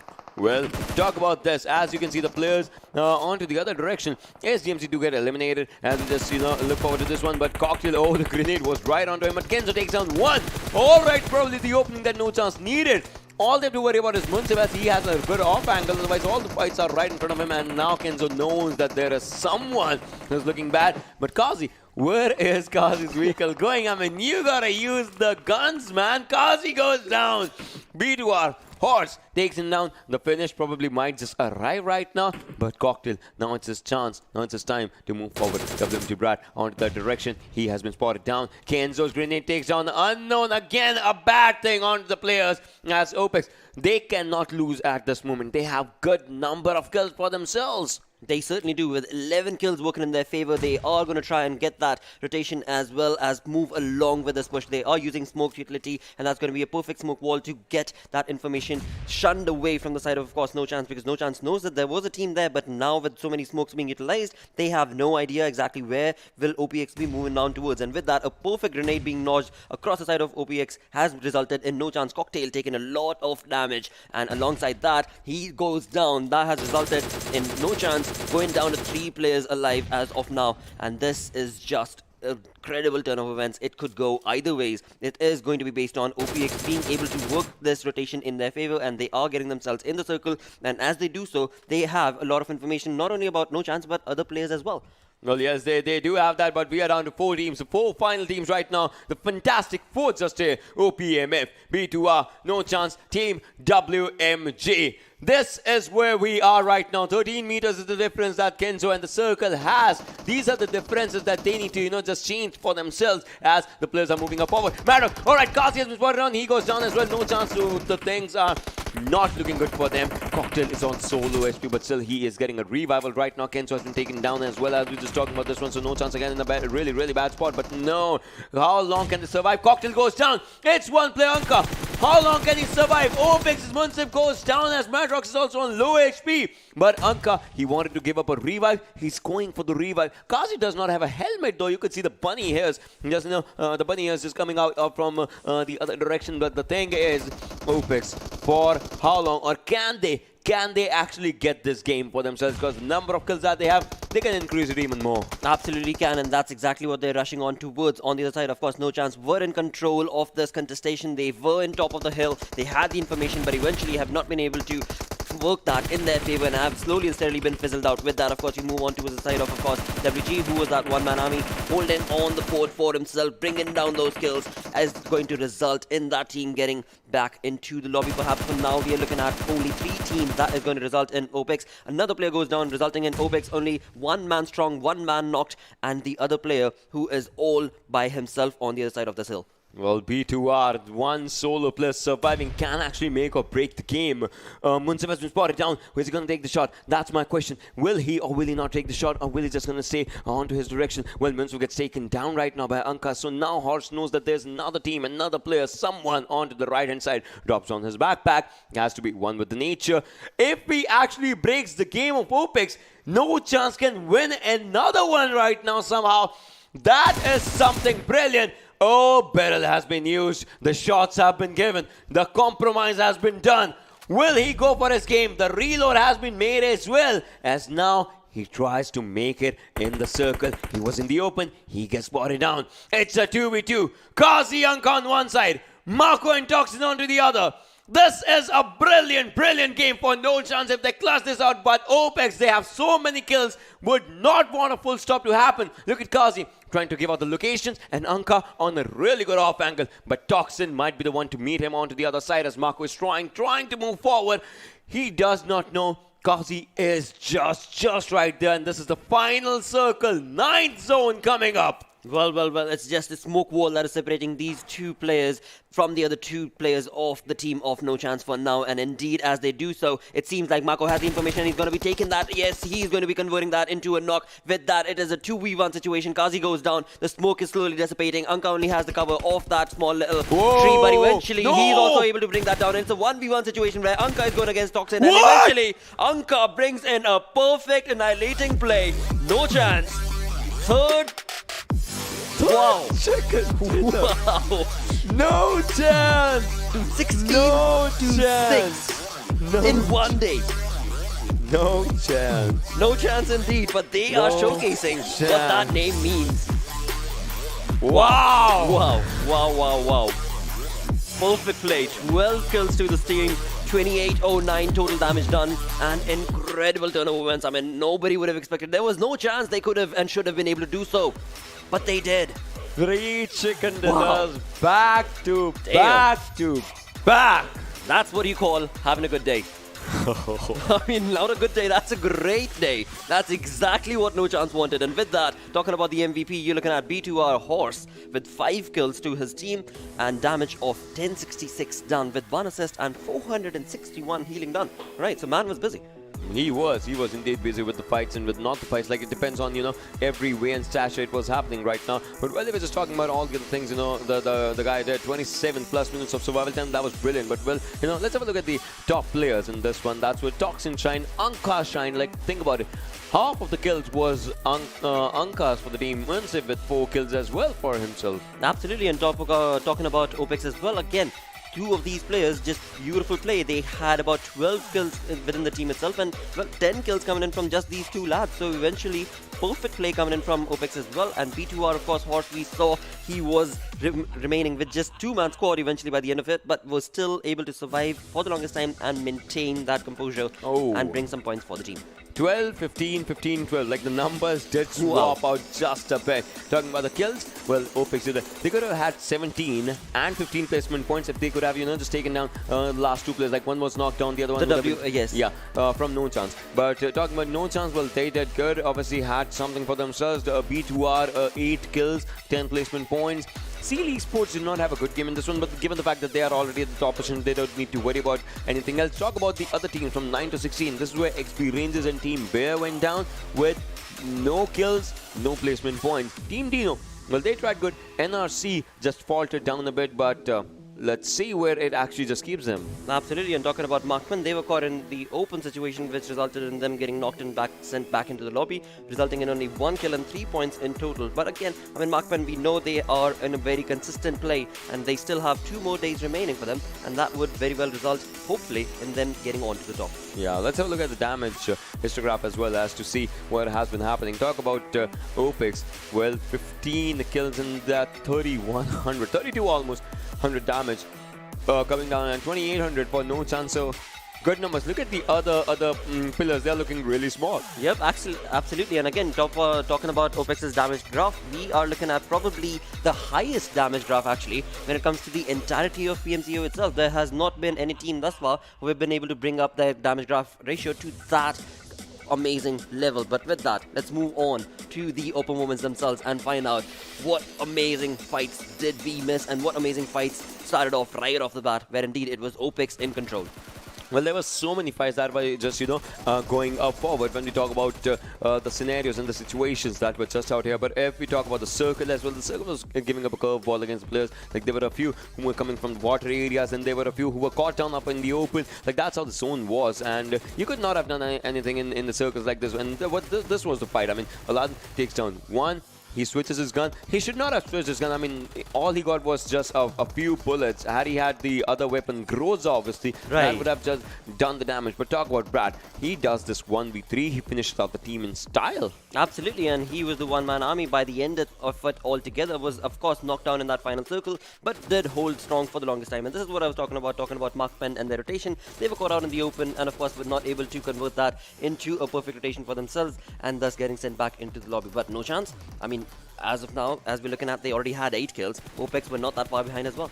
Yeah, but talking about all the fights that NoChance has done, right? This is where we'll be seeing the final 1v1 that was happening. As you see, I mean, B2R, he does take down one. He was the one who was, just breaking up the game's momentum for the opponent. But here, you can see, Kasi goes down. And then talking about this, Anka takes one down and immediately goes to the cover. Had there not been any cover, he would have been taken down. But that cover did help him. Plus the fact that the circle was just about to touch him. If the circle would have touched him, right, he would have had the zone damage as well, so things would have been bad. Plus, he did not peek. He just straight away just went right up forward and took the fight. Absolutely. With that, we talk about the overall ranking. It is, of course, Seal with amazing number of kills and placement points, and a big lead for them when it comes to the total point difference as well, because they've got 148, and the second team, NRC Esports, is looking at a convincing 132. But, I mean, talk about the difference between first, second, and third teams. This is just phenomenal. This is phenomenal for sure, but talk about this one. Seal 9's out there, MAKPEN, like a few teams just, dropping down just a bit for themselves, but MAKPEN has reached 100 markers, so is Seal 9, 109 for OPMF. NoChance, 97. That's a climb. That's a big climb that this team has done. The only team with 3 chicken dinners, plus they did not play yesterday's first game. Boy, oh boy, what a massive turn of events it has been for this team of NoChance. Indeed, I mean, you talk about predictions, you talk about speculations, everybody would have said, no chance, dude. No chance this team's going to be able to do it. But talk about their play, talk about the day. It has been phenomenal day 3 for them. Well, I don't know how or what the players are doing, but they definitely are dominating. That's for sure. Like, that is the word. This is pure domination. This is the team that we saw in PMWL. And obviously, there was no chances. Godless, Heineken, like those used to be the players though. But the name has been there. They have carried out the same legacy out here. And talking about the players from the other side, you can see 187. Well, they have to just step up the game because they have half the points in OPM 68-34. So they gotta step up. And hey, if one team can do it, they can as well. Plus, they are the team that has chicken, so they can once again just try and turn everything around. Absolutely. With that, let's move on to the kill leaders when you talk about this game. And in that, we have had a wonderful turn of events where, of course, Celex have been in control. 26 kills coming in from Baron, 26 kills coming in from Wally. Like, these players have been brilliant right from the first game. Talk about this one. 5,300. Like, they have the similar kills, but the damage difference is like around 800-ish in between. It's just 1 minute difference, right? I mean, you talk about the average survival time. Wally in that 1 minute was not able to bring in, but Baron on the other end. Always, the brilliant part is Baron is a dedicated sniper for the team. Still, he gets so much damage. Just think about this one. Like, he gets so much kills and everything. That's just brilliant. And then Toxin, 25 kills. Hazeen, 22. Talk about the damage numbers, right? Toxin, 3,700 damage and 25 kills. That means the guy has been efficient as compared to the other players. But talking about Baron, that means the guy has been aggressive as compared to the other players. So that's how you can, just differentiate. And Hazeen has the maximum survival time of the bunch. That means obviously the guy wants to go for the points as well. And in those points, survival points, like the placement points, if you're getting kill points, it's always a win-win. Absolutely. I mean, that has been the approach from looking at the stats for RSA, NRC, Hazeen's play for now. And of course, that is going to work in his favor. But eventually, I mean, who would have thought? NoChance bringing in 1, 2, 3 chicken dinners. I mean, talk about the pressure level within the team itself. Talk about sweaty hands, one after the other. In the final game, for sure, it would have been a moment of thinking after they would have won. Like, that was brilliant. That was the way it happened and everything, Well, let's have a comparison between two teams. Let's have a look at the head-to-head at Seal and NRC to see, where the stats are with both the teams and how are these teams just planning to move forward with that, because both of them have one chicken dinner, but the only thing that's differentiating them is the number of kills, and that's also it's a huge difference when you talk about it. Absolutely. I mean, that is going to be a very crucial thing, because every kill is bringing you 1 extra point. And talk about the difference between the kills itself. 67 kills coming in from Seal, whereas only 51 from NRC. That certainly does change the ratio a little bit. Had NRC also moved along the 60 range, they would have gotten 8 more points, 9 more points as of now, and would have been very close to about 140, 142 points. And that would have made things that much more fair and equal. But right now, of course, they need to bring up that kill ratio for them. I mean, they have done good for themselves. That's only the thing that we can just talk about right now. The way the players have played the game, the way the players have showcased dominance, and the way the players did want to just move with the momentum of this particular one. But if we just talk about it, It was a brilliant day for you. You cannot just get out of that argument. Right. It is a brilliant day, and I want to see what they can do, because this will be one of the best comeback stories if they get in top 2 or something. Absolutely will be. They just need to keep on building on that lead now, and that is just phenomenal play coming in from NoChance. NoChance was just GG play with that. Thank you guys so very much for tuning in. I've been your host, Floro, and caster for the last game. Of course, we're joined with Ocean Sharma, saying sayonara. Until tomorrow. Take care. Bye.